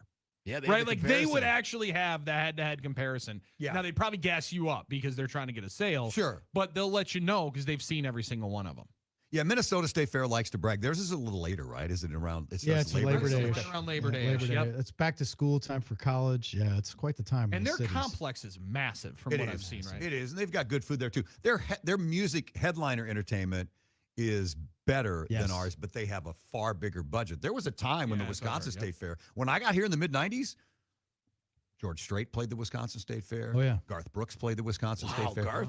Yeah, Wow. you never see that. I mean, I remember Def Leppard playing out there years and years ago, and you just don't see that quality. Although Bailey Zimmerman, Saturday night, he's the next big arena big time. concert, stadium act, and he was getting $120 a ticket Saturday night. He and L. Langley are soon to be in stadiums. Wow. Right? Oh, for sure. Langley. L. Langley's on huge. fire. I was in Target and I heard the Texas song, "What Choosing Texas." Oh my God! And there was like 10 everywhere. people singing that song as I was walking through Yeah. housewares. You know It what I is mean? one of the thickest earworms around right now. You're probably not going to see her at State Fair next year. No. But you might see her throwing on a Brewers jersey or a Packers jersey. Yeah. She like damn near broke the internet in Baltimore when she threw on that Ravens jersey at M&T Bank Stadium. She said, "Y'all, don't worry about it. I ripped my dress." And can I just say, the dress just unzips in the middle of the set. She's like, "Give me something to cover this up before I give the internet more fuel to the moon than they possibly can have." it's so exciting for me to see this because country music radio just sucked at playing female artists up until a couple years ago. And now you got 3 of them that are selling out arenas and stadiums: Ella Langley, Lainey Wilson, and Megan Maroney, who sold out Summerfest in a couple hours. Powerhouses. Yeah, they really are. Can you answer like this is a radio DJ question for me? Is it popular because we hear it, or do we hear it because it's popular, or is it just some of both? Is that the reality of this? Well, with those we three, hear it a lot. I mean, but that's because people like the song. But we hear it a lot. We tend to like songs. yeah, you're hearing it because it's popular when it comes to those 3 right Yeah. now. I mean, Lainey Wilson, they did an incredible Netflix special on that you can still see right now to see her life story. Pretty cool. She's also got a football connection. She does. Duck Hodges. Married to Duck Hodges. Is her husband. Wow. Who, What a great name, Who Duck. had a couple of starts with the Steelers. He was the Mason Rudolph before Mason Rudolph. true. He would just start like 3 games for like 4 consecutive years because they didn't want to quit him, but they couldn't get anybody better to be the second You're guy. just a cool guy if your nickname is Waterfowl. You know what I mean? Duck, Very cool. Goose. Duck, Duck, yeah, Goose. Goose, right, yeah. I'm running out of Yeah, what Duck else? now, he's like an Loon. outdoor influencer. Living the Of course he life. is. If Yeah, you were- kind of have to, Devlin. If your name was if your name was Duck yeah. and you weren't an outdoor influencer, what would you like? That's It true. just wouldn't work. And his real name is Devlin. Devlin, yeah, great name. Devlin Duck Hodges. Brewers are having a country music night later in the They are. this month. Cole Swindell. Cole Swindell Let going me to see play it, girl. post game concert. Yeah. That's August 28th. I thought that hat for the longest time was a CS that he wears, and it's actually Georgia State, right? Georgia State or Georgia Southern. I forget which one. Southern, yeah. Whatever his alma mater is, Yeah. that's what he's wearing, that GS. And I'm with you, Armen. I think I asked him that question one time. I said, "Are you wearing your own merch?" I thought he branded himself I and did had too. his own, which is normal for guys, you know. If my memory serves me right, he was Luke Bryan's merch guy, and Luke kind of ushered him into the business. I think they both went to Georgia Southern. Maybe you're right. Maybe it is Georgia State. He went from merch Georgia guy Southern. to a star. Georgia Southern. It is Georgia Southern. Okay. Okay. Yeah. He And went from merch guy to the stage. yeah, I think Now Luke, that's a glow up right there. I think you Luke know? kind of took care of him and tutored him in the about ways that? of country music. And now look at him. I love that. I love stories like Yeah, that. he's playing the Brewers game. It's been a while since they've done a country night. That's true. And I heard mixed reactions about the Nelly show at Summerfest. He was a big, at State Fair. What's the deal? Well, I don't know. It depends who you hear from. Some people thought I was good. Some people didn't think he played enough of the old, hip hop band. Really? I got some new stuff coming out. That's the thing. My buddy Brad Swatsky, big listener if you're out there. I go all the way back with him for Little League. He's like, my wife loved the country stuff, but I want to hear the old hip hop bangers. He's like, he played Pimp Juice only for 60 seconds. That's like 60 seconds of Pimp Juice? That's what I'm Come on, saying. Nelly. Come on now. I was like, Brad, he's got too many bangers. He's That's also the got problem. kids now. It's hard to be a pimp. Right. Pimping ain't easy, as they one time said. Also, if you didn't like this show of Nelly, just wait a few months. He's coming back. Nelly plays so much in Milwaukee, it feels like. He does. He's, at He's Summerfest, a State road Fair. dog for sure. He's a road dog. He's not turning down any checks for shows. He always I'm said a little that. disappointed that Big Time Rush isn't at State Fair like it was last year. They were the- AJR is, though. They were the ones AJR is, they were the ones that got rained out American last year Rejects. That's right. from State Fair. And Big Time Rush. Now that Nickelodeon show turned boy band. That's true. That's true. Spectacular viewing back But you get AJR, you get All American Rejects. All Is that American what you just Rejects. said? Yeah. Great band. It's It's a solid lineup this Yeah. year at the State Fair. You know, the Beach Boys dropped off at the end, but that was the only Yeah, and downer. they haven't. They weren't able to fill it. No, I they guess. weren't. Do you guys They get around. cheat? Shannon and I go round and round about this, and she hates me for it. I'll go to set list. Oh yeah, we've had this and debate. find out. When you mentioned Nelly, before I decide to go, I'm going to see what the set list is, and it does change. I mean, you got guys like Springsteen who never repeat a set list. Never. Yeah, But it's always different. Yeah. most artists will give you that same set list. So if you see a couple days before, you go, okay, I might have to check this show Laura out. loves that. Shannon hates me for it. Just wants to be, be surprised when you get and, there. Yeah, it takes out the There is thrill. something to be said for planning for it if you're at Summerfest, for I'm instance. kind of like Dolph, though. I was Yeah. always trying to see if I could find the Christmas presents. Yeah. I'm digging around in the Yeah. closet, seeing if I can see what we got coming Understandable. up. And I under can the beat tree. traffic. I can. That was one of my You dang my right. beefs with Tom Petty. Like he didn't change the set list night to night or tour to tour. Sometimes it was the same Roll the whole same thing. songs in the same order. He didn't. You know, it was incredible to see him. But yeah, you get the Yeah. same set list and you get the same. But if you know Thank what you're you getting, so much. Yeah, Thank you yeah, so much. if you know what you're getting, is that it is exciting. Stoner Like grandpa. that's part of it too. It's sort of like I know what I'm getting. My grandma wrapped this present, but we went shopping at Kohl's, so I already know it's a Packers jersey. Like I love a Packers jersey, but there's no surprise there. So it goes back and forth. I can see both sides of it, you Yeah. know. And there's a way to plan and say, you know what? I don't want to hear the new stuff. I want to hear my banger and leave. And I get that too, because I'm an older guy now, and I'm an old man. Yeah, so you are. You're probably gonna go watch Peter Noon of Herman's Hermits. Yeah, tonight there at you State go. Fair, right, Armen? I don't actually know what that is. Armin's the Happy Together tour. No, I don't know. Oh, No, I Armin, must say classic. the Beach Boys dropped off. Something tells me I'm into something good, right? Yeah, there you Dolph? go. That's banger, it. yeah, Herman's Hermits. Dolph, thank you for dropping by. Thank you, Appreciate it, fellas. as always. We made it through halftime of the Huddle on the Monday edition. Well, Hunter Baumgardt joins us in less than an hour right now. You're in the Huddle, Fox Sports Radio, Wisconsin.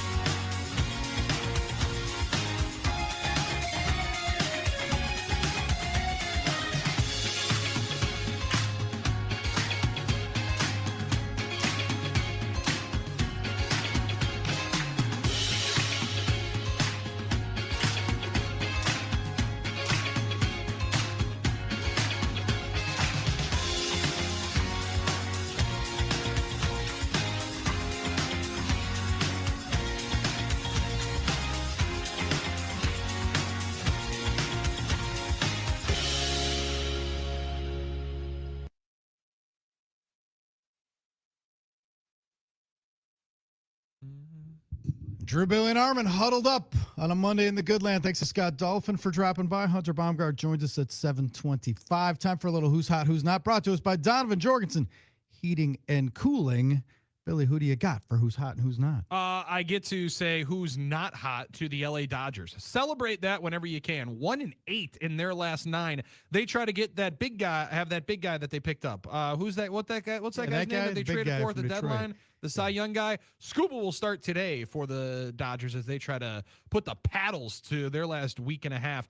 Who don't look now, Drew, the red hot Atlanta Braves, if the season ended today, would be your number 2 seed in the National League. How about that? Same as Let the Dodgers play that first round series. Give them a chance to lose and just put some miles on the tires. There you go. Love it. I'd absolutely love it. Yeah, who's hot, who's not? Donovan Jorgensen, employee owned for 40 years. They're hot. Always hot. Always hot. Always hot. Yeah.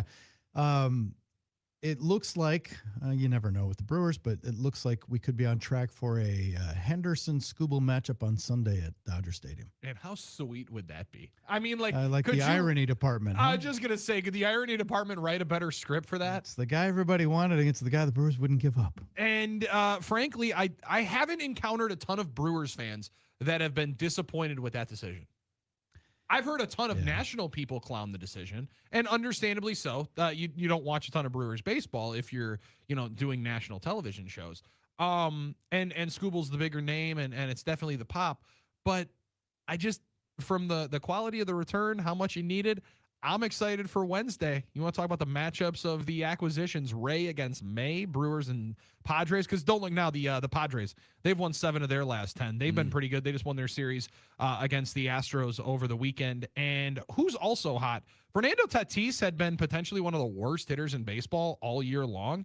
It took him, I think it was 6 weeks to hit his first home run. He's got 3 in the last 5 games. He had an absolute tank shot yesterday into the third deck area that they have there in Petco Park. That's super cool building that they have there down the left field line. Absolute mammoth shot. He had a double as well and 3 RBIs. Fernando Tatis has been hot, and it's one of the reasons why the Padres, one, didn't trade Mason Miller, didn't trade any of their bullpen guys. Instead, they tried to add, and the Brewers will be there coming up tonight, later on tonight. Also in the hot department, winners of 8 of their last 10. They just continually are. You can just keep them in here for seemingly the rest of time. How about the Boston Red Sox? They ever going to start losing here again, Drew? Wow. They lost 2 straight games to just sully and soil their entire month of August, losing a series against the A's, 7-3, and then a 4-3 decision yesterday. But it has been a magic carpet ride, to say the least, for the Boston Red Sox in the last month and a half. Loving that. I think Highmark Stadium also in the not category. I saw a lot of people complaining about the new Highmark Stadium in Buffalo. Too many. I saw nobody complaining about the stadium. I saw everybody complaining about the jerseys they wore that looked like Diet Pepsi cans. I saw some of that, but a lot of people. I saw obstructed views and things like that. The smaller video board. I don't know. There was some of that on the X for me. So I don't know if you guys saw it. Maybe not, but yeah. No, I didn't see any of that. I saw a lot of people clowning the weirdest silver Bills jerseys that they decided to have Josh Allen trot out for in their open practice. Stadium looks sweet, looks massive, also looks like every other NFL stadium. Pretty much. That's kind of getting built right now. They all look like they're going from the same spot. Also in the hot category, let's celebrate the Hall of Famers. Larry Fitzgerald, one of the classiest human beings of all time, goes into the Hall of Fame alongside Luke Kuechly, Adam Vinatieri, Roger Craig, who, if you really look at his impact on football and how that running back room plays, should have been in a long time ago as well. Very, very exciting weekend for all of the Hall of Famers. To say the least. And Drew Brees, first ballot Hall of Famer, goes in. Great weekend for the Hall of Fame. Always one of my favorite ones to watch because it's the nerdy moment where you get to enjoy all of it. You spin through some of the speeches? I listened to a decent amount of them. Larry Fitzgerald was one that I just could not miss. I tuned in and saw the kicker up there for a while. Vinatieri was up there for a while. Taking That's shots for at sure. Belichick. Wow. Yeah, he was not pulling any punches. Adam Vinatieri had some fun. And he had Jim Irsay's, the late Jim Irsay's daughter, be the one that inducted him. Larry Fitzgerald was a sad one, man. His dad was set to introduce him and induct him into the Hall of Fame, passed away, lost his battle with, I believe, cancer a couple of months ago. So Larry had his son induct him. And Larry was one of those guys who he was my favorite player to watch on a team that I thought would just never impact my Packers fandom. And then we got Fitzgerald there in the 2015 playoffs. And I had to hate him for like 7 minutes, but he's the nicest, classiest player, and I never watched him drop a ball. Hard to hate that dude. An incredible, incredible player. By the way, on the way out here, Billy Schmidt is our current electric superhero of the day, working on his birthday, coming in early when he forgot that he didn't have to. Current Electric, call current.com. We'll have a real superhero, but I got to give it to you on the way out. Thanks, brother. I'll see you guys. See you in a bit. You're in the Huddle, Fox Sports Radio, Wisconsin.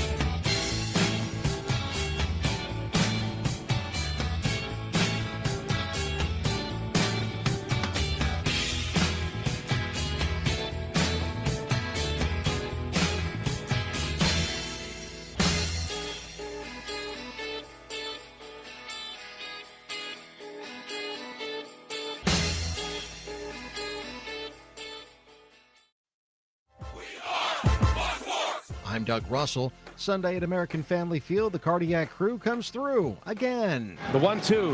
Bowers. Base hit. Here comes Terang. Here comes the throw. Terang. It's safe. It's safe. And the Brewers win. Ryan Anderson on the play-by-play on Brewers TV. Milwaukee outlast Minnesota 4-3 in 10 innings to win the series 2-1. Now it's off to the West Coast for a week's worth of games against the Padres and then Dodgers. Game 1 at San Diego is tonight starting at 9:40. Logan Henderson will pitch against Casey Mize. Also in the division, the Cubs won, so Milwaukee's lead remains 5.5 games in the Central. And sad news from basketball as all-time winningest Bucks coach Don Nelson has died at the age of 86. Not only is Nelson the Bucks' all-time winningest coach, he's second only to Greg Popovich all-time in NBA wins. The final hour of the Huddle starts now. I'm Doug Russell on Fox Sports Radio, Wisconsin. Good morning, Wisconsin, and welcome to the Huddle. I'm all for someone huddling if you have something to say. It's time to wake up and talk about the teams you love. Everybody wake up! Everybody wake With the guys you love. It's just about getting the group together. I need you, you need me today. Let's keep touching each other. Let's make sure we feel each other. Let's make sure we smell each other's breath. Watch us on YouTube, Facebook, and X. You need 15 or 20 huddles to correlate with a number of cameras. Take the cameras off the field and there'll be no huddles. Now gather around because it's time to huddle up. West left slot, 323 wide stick on one. Ready, Diller for blitz. If it looks like man coverage, I'll check. I'll go Junior jet. You got to cut and crack. Now cut and crack. Red right 18 Bob on one. Ready, cut him and crack. If you look at this play, what we're trying to get is a seal here and a seal here and try to run this play in the alley. We got exactly what we got to do. All right, that's all the board got to do. Let's go out and kick the tail. Right? Keep doing what you're doing. You just gonna sit down guys and make the play. V right, all the way outside. Y left, fake 396 bag. V hand, C puck. Is that long enough for you? I want you to be proud of your profession. It's a great profession. Go out there and play this ball game like I know you can play it. With Drew Olson, Mythical, legendary figure. Bill Schmid, Oh, my God. This man's been out all night. and Armen Sarian. This is it. Don't get scared now. Sanchez, we ready? Fox Sports Radio Wisconsin is on the air. Dominating a Monday in the good land? The Huddle. Fox Sports Radio Wisconsin, Drew Olson, Armen Sarian. Billy's on his way up to Green Bay. He'll be at Training Camp Live 11-1 with Aaron Nagler. Awesome. Wow, In the how about co-pilot that? seats. By the way, shout out to Billy. His birthday present was we didn't make that big a deal out of his birthday. That was, I mean, some people are like, should have a bigger birthday show for him. I don't think he wants that. However, I do kind of feel like I should have got him something like donuts or something. The problem for me, Drew, is I hate to say it, Billy, and I know you're listening now as you're on your way up. My mom's birthday is today too. So I'm always focused on making sure. How can you forget? Because I'm focused on making sure my Mom's taken care of. Yeah, Sorry, I Billy. suppose. But now I'll remember from now on. Big Packer birthday day with Rob Domofsky and Billy Schmidt. It is. And I'm sure Rob will get the treatment from the press corps up there. I doubt it. Yeah.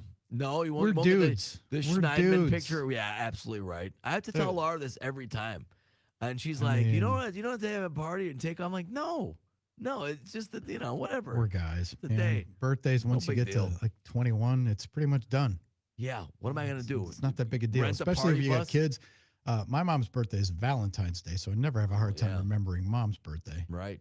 Good on you for remembering, but bad on you that you had the piggyback. You could have remembered Billy as well. I know. What are you doing for your mom tonight? What's Grandma doing? What do we got? We actually went out to eat. We went out to eat last night. We went out. We had the whole family together and all of our 3 granddaughters. And we went to Organ Piper, which was actually a good place. Wow. Yeah, for everybody to be at. And Not far from the Megaplex, big historic place. Was that a place where you went when you were for birthdays when you were a kid? Absolutely. So great memories. They're still Zach Frame playing the organ.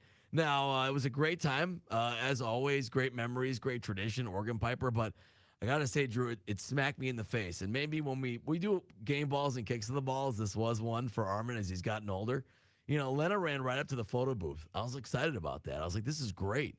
She's into this. She wants to take a picture. I'm like, this would be cute. So we get in the photo booth, Lars in there. And I didn't have any singles left. No big deal. I put a 5 in. It took 5s. And we went in the photo booth, $5 in. I got our pictures, and I'm like, all right, where's my change? And I'm like, something's wrong. I didn't get my change. Nope. The photo booth is $5. Oh, now. boy. And I was like, wow, times have really changed. That was a little kick in the balls right there. Oh, my goodness. Yeah, so it was That's a funny. fun. No, Well, it was awesome last night. as you alluded, game balls and kicks in the balls, a Monday tradition on the Huddle, and we are ready to rock and roll. You know the drill. If you have a attaboy, a kudo, you want to give somebody a game ball for a job well done, you can award it right here. What does it sound like, Armen? That was the Luis Lara catch. I was trying to BA with an awesome exclamation. I was trying to decide between that and the walk-off, but that was just so good. Got to go with that one. Yeah. Conversely, kick to the balls, performance improvement plan. Please do better. That sounds like this. No, not even close. That was the Chris Sale balk Not even ejection close. over the weekend. So there you go. Okay. Yeah. The good ones. Hit us with them, 877-794-1973. Game ball, I guess, for family night on Friday night, not being interrupted by thunderstorms. Yeah. I hope, That's nice, isn't it? hope everybody that went up there had a good time. Mm-hmm. It's rare. It's been the last couple of years. It seems like it's always raining that night. Absolutely. It just feels like that's a tradition for family night. And of course, I don't know about you, I had PTSD from a year ago, Drew, right around this time when we had the really bad floods. I remember because it was the first night of Packers preseason last year when we had the really bad floods, and I was worried about that rain that night because I was hoping we stay in the air and all these things. And that was the night that everyone had the bad flooding, and you guys had to drive home in that. So, yeah, this time of year is always precarious for those situations. And as you mentioned, for family night. So a game ball for that one and a good night for the Packers. Good night for Matthew Golden as well. He kind of popped off, and that was an exciting part of family night. Like that. Always good. How about a game ball to a guy who will always go unappreciated, the kind of guy that you only notice when something goes haywire? Brewers third base coach Matt Erickson. Does he get any credit for the send? I think so. I mean, I think he should. Yeah. Oh, it's a great base running play. Oh, Bryce Terang, great run, great slide. Well, somebody waved him through. It was a great play, and it was, all that was true. Like, Bryce executed right. He had to do the actual running and diving. But the thing is, it was a good, educated decision. It was a good, calculated risk. To the reasons we mentioned earlier on the show, if you missed it, right, Drew, is that the situation with who was coming up after. This might be our chance to win this. Let's go get it. Yeah. And that was a good send. Mm-hmm. And you deserve credit for that. So kudos. No question indeed. I mean, that was one of the and what I saw that, and we'll have Hunter on here to talk about it a little bit, but Pat Murphy called it one of the best team wins of the year, or best team win of the year. In a lot of ways, that's true. Everyone had to chip in their part, do their thing to try and, I don't want to say snatch victory from the jaws of defeat, but it was looking bleak at some points, Drew. And the Brewers did take the lead 3-1, and then Miz gives up the homer, and you're like, oh boy, we're gonna have to rescue this one again. And the Brewers found a way and needed to, because the Cubs are keeping the pressure on here in the Central as they took 2 out of 3 from the Royals. Murph talked about that, the total team win thing. Yeah. And it really was, because they pinch ran Yelich. They had Contreras was supposed to get the day off and ended up catching because they, pinch ran for Sanchez. So you lost your DH because Contreras was the DH. So it was, there was a lot of machinations with that. Mm-hmm. And then they brought up, Bay, who's been a Brewer, for like 8 hours, not even. He showed up, got to the ballpark at like 10 o'clock, and he's in, gets a bunt down, and this is a lot of work there. A lot going on in this game. Yeah. For the Brewers. Not to mention, Ashby, Uribe, and McGill, and then D.L. Hall getting the dub. Can we give obviously Ashby, but can we give Uribe a game ball? Yeah. I don't know what's the number, 21 straight scoreless appearances, I want to say. He's been dealing. Just incredible stuff. Kind of quietly, with all the worked around a couple of walks too. Yeah, but him and McGill have been so solid, especially Abner. I mean, when you see them, it's too late. I know the Brewers put that graphic out there, but it really is true. I mean, those guys have quietly just done the job that they have to do, and they've been just absolutely proficient at it in the back end of the bullpen. Yeah, and then Brewers they were up 4-0 on Friday and lost. That was the kick to the balls right there. And then not even close. Oh yeah, and then Churio gets him started with a home run yesterday, and and then it got tenuous, and Miz got the lead and gave it up in the 6th inning. So, yeah, a lot going on in that game. Especially when you're facing this West Coast trip, which could be obviously, difficult with the teams they're playing. So a lot going on, but it was important to get 2 out of 3, I thought, in this one. Yeah, And totally. Joe from Pewaukee wanted a game ball. Luis Lara. Man, the defensive ability he has is incredible, and it's as advertised. Now, when he first came up, and he's used to center, I think, in the minor leagues, but he first came up in right, it was a couple of, weird jump catches in right. He wasn't used to it, but he's gotten really comfortable and made some great catches out there, and he's kind of taking the page out of the Sal Frelick playbook when he came up and started running into walls, Drew, and stuff like that. Now you want these guys to stay healthy, though. That's the thing. Agreed. Yeah. Game ball to Jacob Wilson. Who, you ask, is Jacob Wilson? Well, he's the Athletics shortstop. Someday he'll be playing in Vegas, but right now, Sacramento. He set a record with his 111th errorless game. Consecutive errorless games at shortstop. You want to feel old? About that, yeah. Jacob Wilson's father was a Brewer killer, Jack Wilson. Jack Wilson's son just set a record. That's his son? By playing 111 errorless games at short. Jack Wilson played short for the Pirates and a couple other teams, but didn't he just retire? It felt like it, at least. Jack Wilson? Yeah, wow. Jack Wilson's 48 years old. Oh, my goodness. I feel, where's the time gone? His son is 24. Yeah. And that's amazing. Yeah, there his son is. And Jack Wilson was always, he killed us. Brewer killer. Yeah. Right? One of those guys that you'd always see in the lineup, and you're like, oh, God, we have to get him out again. And it was like, how are we going to do this? How is Victor Santos, Carlos Villanueva going to get these guys out? It was always like, and he wouldn't have crazy numbers usually, right? Every night he'd have good numbers. And I think for a shortstop too, I guess, offensive numbers. But then it's like for us, against us, he was always a beast. Yep. It was felt like there was one of those guys. So, all right, that's pretty good work, though, to not have an error that long and to give the ace some pop. Joe from Pewaukee wants to give a game ball to Luis Lara for the catches yesterday. Hope he remains healthy because Brewers starting to become an issue. And Joe from Pewaukee also said, kick to the huevos to the Cubs. Yeah. No, not even close. For winning and ruining his parlays. That's even worse. But I hate to tell you this, you shouldn't be betting the Cubs to lose right now.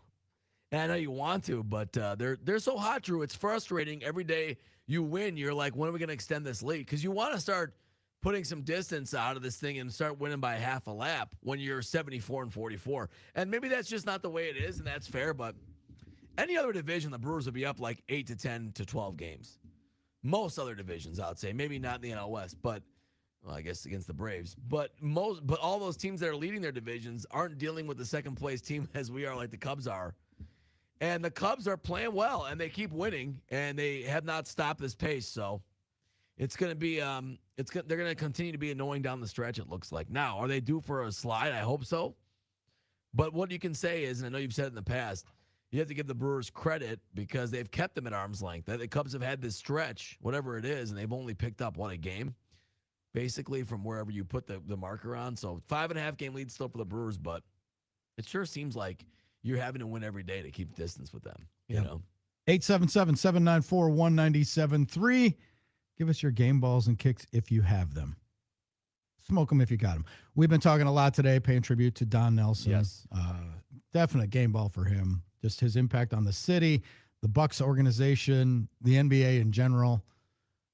Just can't stress it enough. This is one of the really cool characters. Armen, I know you're a Marquette guy, and it was before your time, but Al McGuire, when he exited the stage, kind of Nelly became that larger-than-life character. Sure. Yeah. Right? Where the coach had the big personality and was part of the community and was part of the draw. I mean, you don't see that much anymore. The coach is part of the draw, and that was Al. And then Al retires, obviously, in 77, and then Nelly kind of rolls right in there. And that was an interesting, that was an exciting time in basketball. The 70s were in Milwaukee because of what the Bucks did, Marquette, and then into the 80s. Bucks, for sure, best team in the 80s in the NBA, didn't win a title, and Nelly was a big part of that. We talked a lot about it in the 5 o'clock hour, Drew. I know a lot of people weren't up yet, but Don Nelson's impact on basketball, second winningest coach in NBA history. I think a lot of people don't realize that. Plus, we talked about the visionary coaching style he was.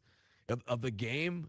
First guy to go inverse, inside out, had the point forward situation.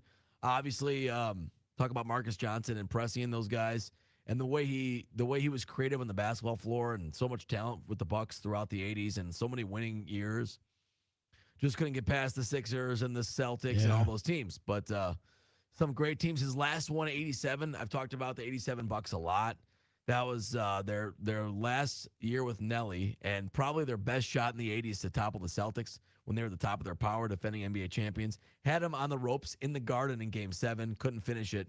Larry and Jerry Sichting of all guys got hot, and Jerry's son eventually played for Marquette. But Don Nelson, a great coach. The fish ties was something everyone loved. You talked about the tractor rides across the state to support farmers and things like that. So that was an era of Bucks basketball that, and I talk about how that's a representation and a definition of how the sports fan culture has changed. How we're so about ring culture now and ring focused, where a guy like Nelly, people might have gotten frustrated with because they didn't take that next step, and people would have said, in today's NBA, it would have been, don't you have to fire the coach and try and make a move and try and get over the top? And back then, none of that was a thought, right? As we've talked about, Drew. And it wasn't like the sports culture is changing. You never, at the peak of his powers, Sidney Moncrief never contemplated leaving to go try to chase a ring. It just felt like a time when we were less reactionary and more intelligent as a sports culture to say, we know these players are good. We know this team is good. We know this coach is good. Just because they win 56 every year and lose to some of the great teams of all time, the 86 Celtics, the 83 Sixers, the 84 Celtics, doesn't mean there's anything wrong with this guy and this team. And I think that we lose that now in the sports fan culture a lot. I can only imagine what Twitter would have said throughout the 80s when the Bucks would have won 58 games, 56 games, and then lost to the Sixers. Well, we're never going to win. Well, we're not good enough. For that matter, I would say the same about Yount and Molitor playing so many years with the Brewers. Two legit Hall of Fame superstars, homegrown guys. We just loved having them, right? We weren't upset every year that we weren't winning titles with them. It just seems like so much has changed, Drew.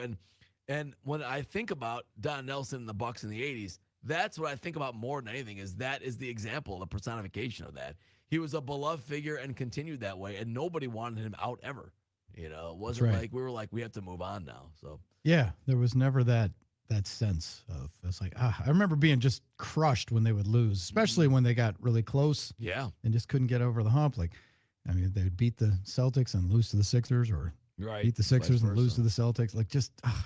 Even when he left, Del Harris took over, right? And Del Harris had some good teams. I think Del did take over. Yeah. Then the Bucks would lose to the Pistons. And so the Bucks were pretty good throughout that time into the early, until their struggle started in the 90s. But man, what a larger than life figure. Not just in basketball. Absolutely. Yeah, and it's just like he was so Milwaukee. It's like he and Harvey Keene. Yeah. Too. I mean, Harvey Keene was from here, so it was a little different, but yeah, I mean, just they were meant to be in Milwaukee in the time that they were. They were in the right place. Great way in to the put universe, it. right? Great way to put it. The universe put him in the right place. Because Al would have been Al no matter where he was, but he was in Marquette. Yeah. And Nelly and Al lived in Brookfield, raised their kids in Brookfield, right? So. Well, and that's the thing, and obviously Don had a coaching career after the Bucks, but and a great one, a long one. Yeah, great one, a long one, absolutely. But when Al retired, became a broadcaster, chose to keep his home in Milwaukee. And that's because he wanted to be here. So pretty awesome. Yeah, they're both in Brookfield. Ben said also Cody Clemens plays for the Twins, Roger Clemens' son. So there's another one. Oh yeah. People behind me at the game, he said yesterday, never heard of Roger. You're not a baseball fan if you never heard of Roger Clemens. Oh, come on. I'm sorry. Now, I'm not saying that's okay. If you're at the ball game, you don't have to be an all-time baseball fan. You can just be someone heading to the ballpark. But you can't tell me you've been anywhere in the baseball stratosphere and never heard of Roger Clemens. Like, now, I don't think my mom knows who Roger Clemens is, but she doesn't go to Brewers games either. So that just surprises me to hear that. If you're a football fan and haven't heard of Joe Montana? Yeah, something like that, right? I mean that's a great comparison. I guess. I mean, okay. Oh, yeah. Paul in Kenosha wanted to send a game ball to Daryl Overstreet Jr. Threw for 10 touchdowns and nearly 500 yards in the CJFL for the Langley Rams in Canada. Went to Grays Lake High School in I'm assuming it means Grays Lake, Illinois. Grays Lake, Illinois. All okay. right, there you go. And I'm sure you have a local connection there, so that's why Maybe we'll see him in the league one day. I don't know. Why not? You never know. How about a game ball to our buddy Paul Hansen, the founder, president of Iron Jock? Got the basics bundle through this coming week. From now through the 16th, you can buy a short sleeve t-shirt, perfect for working out or just looking cool, a pair of boxers, and a pair of crew socks. It's the starter kit, if you will. They call it the basics bundle. I say it's the starter kit because once you try the gear, you'll be interested in getting a golf shirt or some joggers or a lightweight hoodie, or the hoodies are, it's almost hoodie season. But this workout bundle, the underwear, the shirt, and the socks for $57.50 at ironjoc.com. Check them out, Iron Jock. Get in the game with Iron Jock. When we come back, Hunter Baumgardt joins the party. He's our baseball go-to guy. Brewers with a big trip to the West Coast. Dodgers are flagging right now. Brewers need to keep it that way later this week. But first, always tough when they play the Padres. It's going to be interesting because the Brewers will be on the road. This is a good playoff preview for the young Brewers. I wish Pratt was playing because that's like playoff atmosphere. You're playing in front of huge crowds, highly anticipated matchups. The fans are going to come at you in both San Diego and L.A. You think of laid-back Californians? No, not in this juncture. It's going to be kind of fun for the Brewers. Good test this week. Hunter Baumgardt joins us next. You're in the Huddle, Fox Sports Radio, Wisconsin.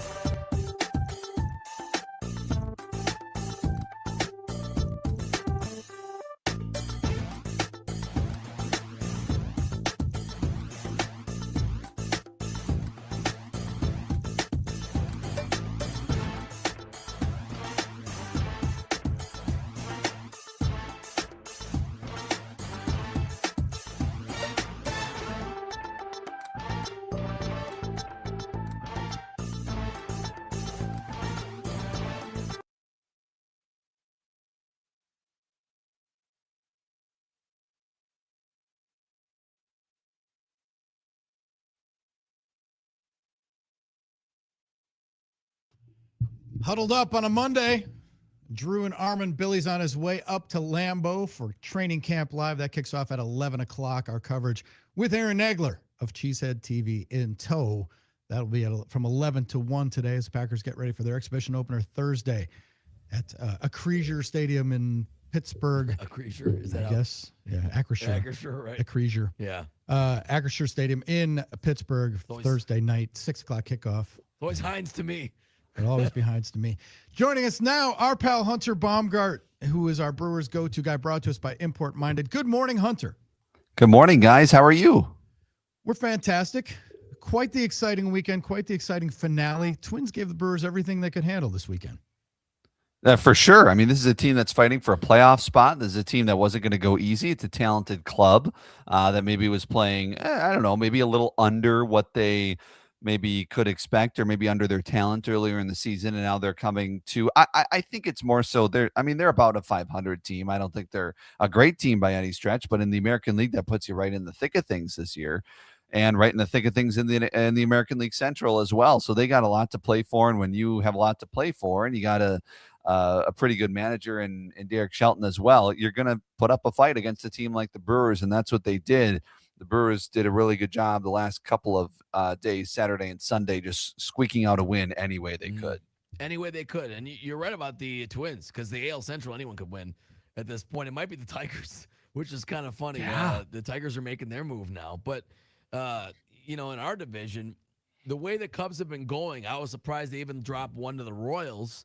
A good thing they did. But they're keeping the pressure on. Now, I like to think, Hunter, it gets a little annoying when you're trying to, for me at least, as a Brewers fan, you're trying to see that separation occur when you're having such a great year record-wise between you and the second-place team. But I like to think that maybe having to focus every night, to keep the pressure on, to find ways to win, that this could help the Brewers in the long run, get their edges sharpened for the postseason. Yeah, I mean they're gonna. I feel like they're gonna have to until maybe the last week of the season is when they clinch this year, depending on how close the Cubs are. It's going to be probably a little, a nip and tuck down the stretch as far as you get a game back here, you lose a game here. Look, the Cubs are a really good team, and I think they're a team that if the Brewers weren't in the division, they'd be quite ahead of a lot of American League divisions as well, when you look at how the American League is doing. And so they're a formidable bunch, and just because they're in second place doesn't mean they're not a threat to not only the Brewers, but I think the entire NL. And what they did at the trade deadline was go and try to bolster some of their pitching. Now, Clay Holmes, who is a guy the Brewers were rumored interested in, he did not have a great start in his first start with the Chicago Cubs, and that continues the trend of Casey Mize, Freddie Peralta, these guys not having good first starts with their new clubs. And the Brewers are going to see a couple of those guys, Casey Mize and Robbie Ray, this week with San Diego, a couple of trade deadline actions. But I tell you that the Cubs did, what they kind of needed to do at the trade deadline, other than maybe getting Skubal, and so they were able to bring a few pitchers over who I think will help them, especially with how depleted they've been. And they're just a really good team, top to bottom. But Brewers have been better than them this year, and obviously for the last few years. So that is going to be an interesting race down the stretch. I think it's going to be maybe a little more uncomfortable than we would like, especially like you said, with the record 30 games over 500 are the Brewers now, best record in ball. And when you're 74-44, usually you have quite a significant division lead. Not necessarily the case with the Brewers. 5.5, it got down to 4.5, for a day. I'm glad it didn't get down to 3.5. If you're 5 or, if you're 5 games or better, if you have a lead of 5 games or better, I think you're in a really good spot. So just keep it there. And look, as hot as the Cubs have been, they got to be frustrated too, because man, we're really hot, and the Brewers just keep winning as well. That's a good way to look at it. I mean, that logic works both ways. Yeah, I'm liking it. Talking to Hunter Baumgardt here, our baseball go-to guy. Hunter, are we so jaded? We're not gushing enough about Miz because it was like a kind of a ho-hum Miz outing yesterday. Only 9 strikeouts in 6 innings. I mean, come on. What are you something doing? Wrong? Yeah. But it's like we've become so immune to it, but he did hit the 200 strikeout plateau. What did you think of Miz's outing yesterday and in general? Is his, the extended rest they're given, the extra days and stuff, helping, hurting? What are you seeing from Miz? I think it's helping. I think, I think, he said, his legs are more underneath him now than maybe they were that first start after the All-Star break. So I think he's kind of built back up now. He went 7 innings last weekend against the Angels. And that was even, he gave up a home run, and it's like, oh my goodness, the runs against him are home runs right now. And it makes sense when you're throwing that hard. If you time it up well, you might be able to put it out of the park. And that's kind of what's happening right now. But on the other hand, he's still very dominant, especially early in that game. He had 8 strikeouts through the first 4 innings. His fastball in that first inning was all the pitches were 102.8 miles an hour or higher. So he comes out firing there. And when we talked to him after the game, he was like, yeah, I was pitching on another day game. And I'm like, so I asked him, like, does a day game or night game matter? Like, do you feel differently? And he didn't really say, like, he didn't come out and say that he doesn't like pitching day games, but it feels like he kind of likes pitching night games better. And I wonder if that's a thing. And maybe I'll have to do some, little investigative journalism here to see how many pitchers prefer day games or night games, because he said, if you have a night game, if you get a bad night of sleep, you can kind of make up for that maybe in the morning, maybe get some extra sleep, or somehow get some other fuel that way. But he's like, it kind of gets on you quicker when you pitch during the day. And so he added that in. His very first answer when we asked him the first question yesterday was like, yeah, pitching another day game. So I do wonder. He said the adrenaline's about the same, but I do wonder if, he wants to get back to pitching night games. Right now, if you have a 6-man rotation, you're about pitching on the same day about every week, depending on your off days and stuff. So that's what he's done. He's pitched the last couple of Sundays. And so we'll see when he gets back on the night schedule, so to speak. But it is different. I can believe it's different. But still, Miz is going to be Miz in 6 innings, 3 runs. It's going to keep you in a ball game. That's what they did. And how about the bullpen the last couple of days has been just absolutely dynamite. And look, they're pitching their leverage guys a lot. This San Diego series, with how much McGill and Uribe and these guys pitched, especially Uribe had to use, I think, 33 pitches yesterday.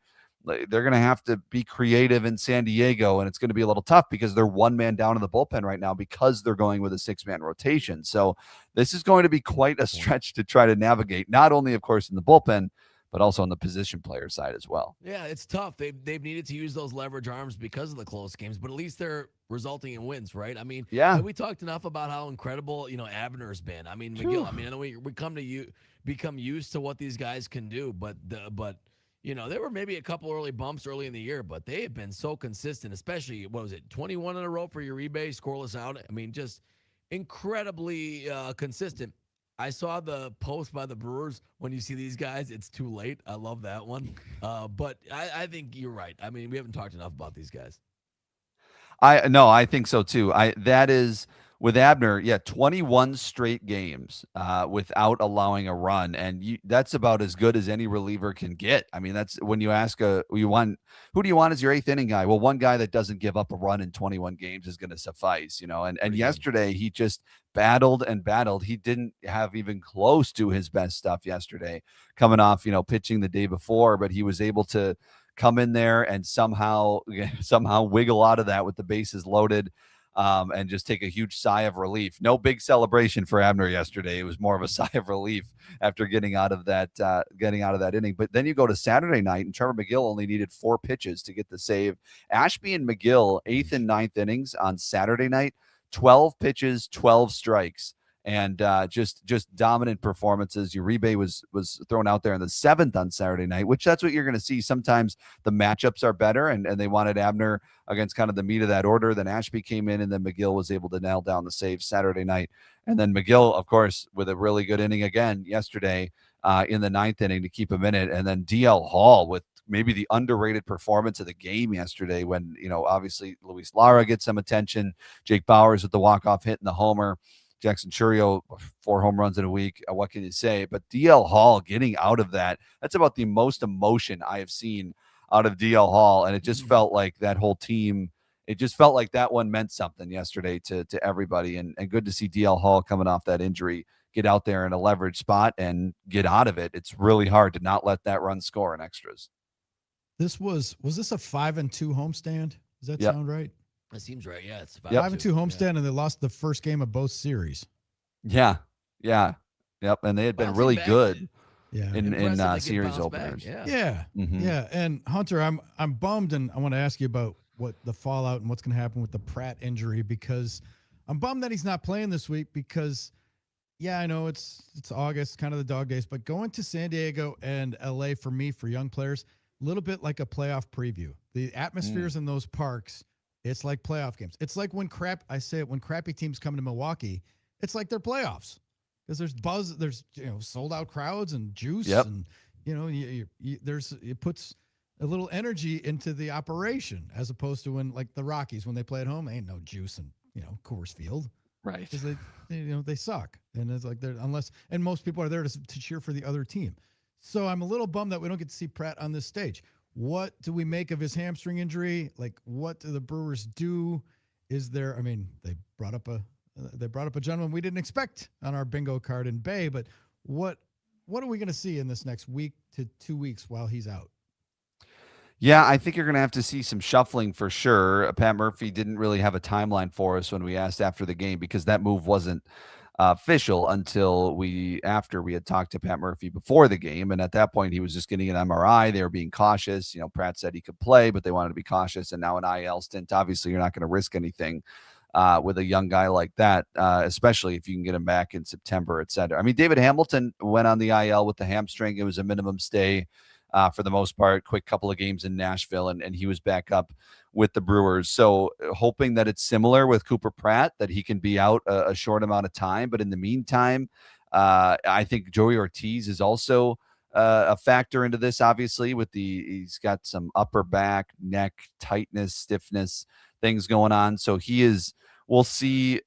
Pat Murphy said he was unavailable yesterday, so we'll see if he's available today. And at what point do you decide to go IL?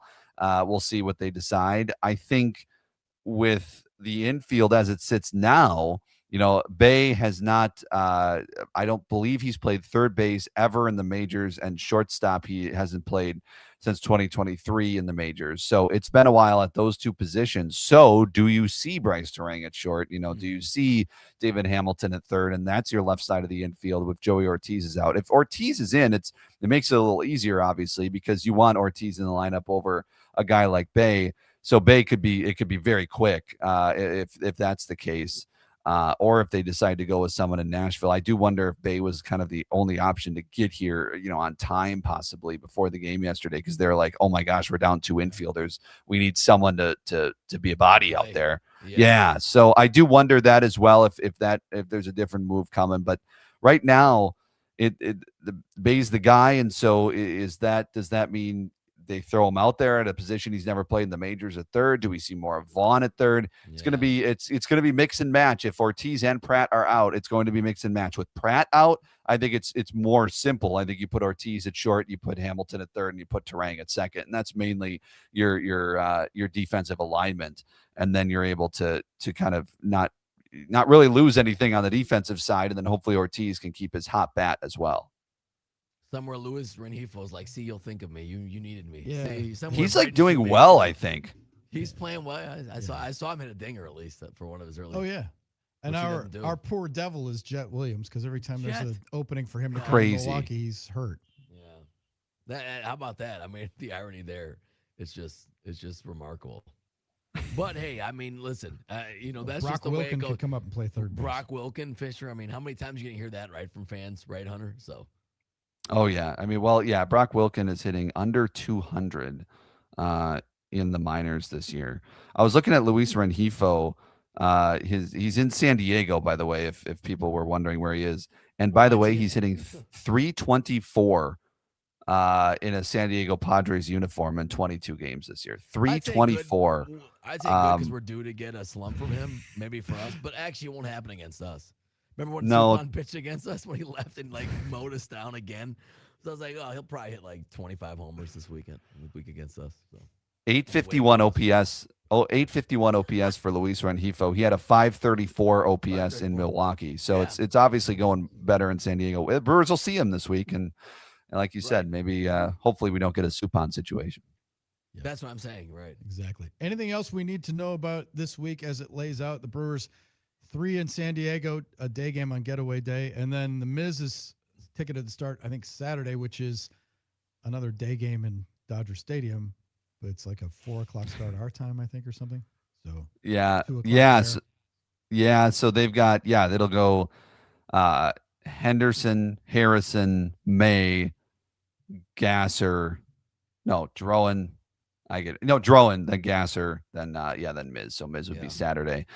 In the 6-man rotation that they're in right now. You like Henderson, Harrison, and May against San Diego. I like those three coming out of the chute here. Mize. You got Ray later in the series. I think in the finale, the matchup of Dustin May and Robbie Ray, 2 guys who were traded at the deadline. So that'll be on the getaway game in San Diego on Wednesday. And one of the cool moments, just going back to yesterday for a moment, the Luis Lara moment yesterday, that second catch, obviously both catches were amazing. The second catch maybe a little better than the first and obviously saved the run. It might have saved the game.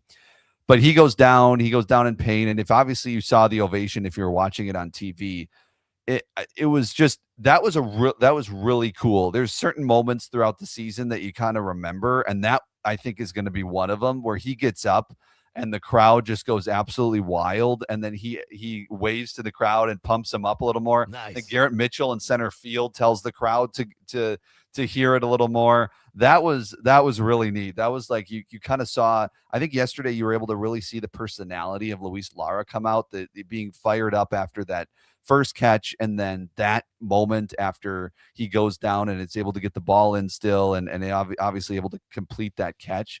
Like that's quite a cool moment. And he obviously, and you guys had it in the report earlier, like the way that how much the fans meant to him in that moment. Like, he has not had necessarily that experience in his career yet. And now he can kind of realize the power of Brewers fans. And I think he kind of realized that. And then to follow it up with DL Hall yesterday. So, later in that inning, getting out of it and showing the emotion. So, I mean, one of the most gritty, if not, this team wins a lot of, gets a lot of gritty wins, I think is a good way to describe how they win ball games. Yesterday may be the top of the thing that most the win that most fits that definition. It was the grittiest of the gritty. That makes they hit it. Of the wins. And it was like, there were those moments to be appreciated. I love seeing Luis Lara's personality. We saw a little bit when he first came up, but now he's making those plays. We love energy like that. So good stuff. Good stuff, Hunter.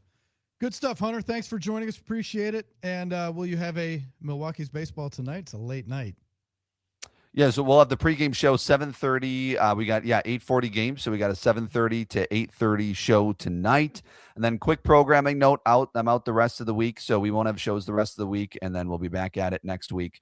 So I will I'll talk to you a week next. I guess we'll talk next week. Good week for you to take time off. Brewers on the West Coast, late nights. Good call. Yes, we're doing a little show tonight at yes, exactly. 7:30? You got it. 7:30. All right. Thanks, buddy. Thanks, guys. Hunter Baumgardt, brought to us by Import Minded, your trusted source for auto care, 27th Street, just north of 894. Time to close up shop. Time flies when you're having a good time. We've had a good time on this Monday, and we'll close up shop with our Wake and Bake story from happyplacehemp.com. That's next. You're in the Huddle, Fox Sports Radio, Wisconsin.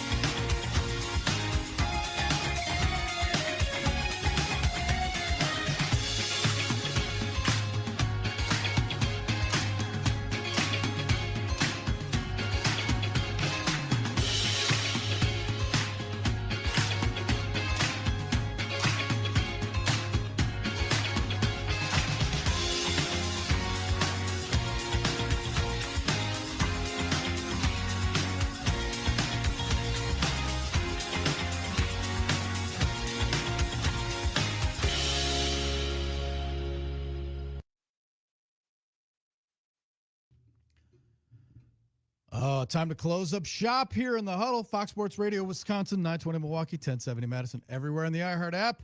We've been streaming live on Facebook, X, and YouTube all morning long. Indeed. Even before the morning. I guess it's still kind of 5 a.m. I guess it's morning. Well, it is, Drew, but the sun's going to be coming up later and later, as It we get in is. those months, so, It is indeed. that goes, right? So Indeed. yeah. Time for our Wake and Bake story, brought to us by HappyPlaceHemp.com. Rob and Chris work out of Muskego, making the best CBD products you're going to find. Check them out. HappyPlaceHemp.com. Use the code HUDDLE. 25% off and free shipping every time you go to the well or stop in Muskego at the store off College Avenue.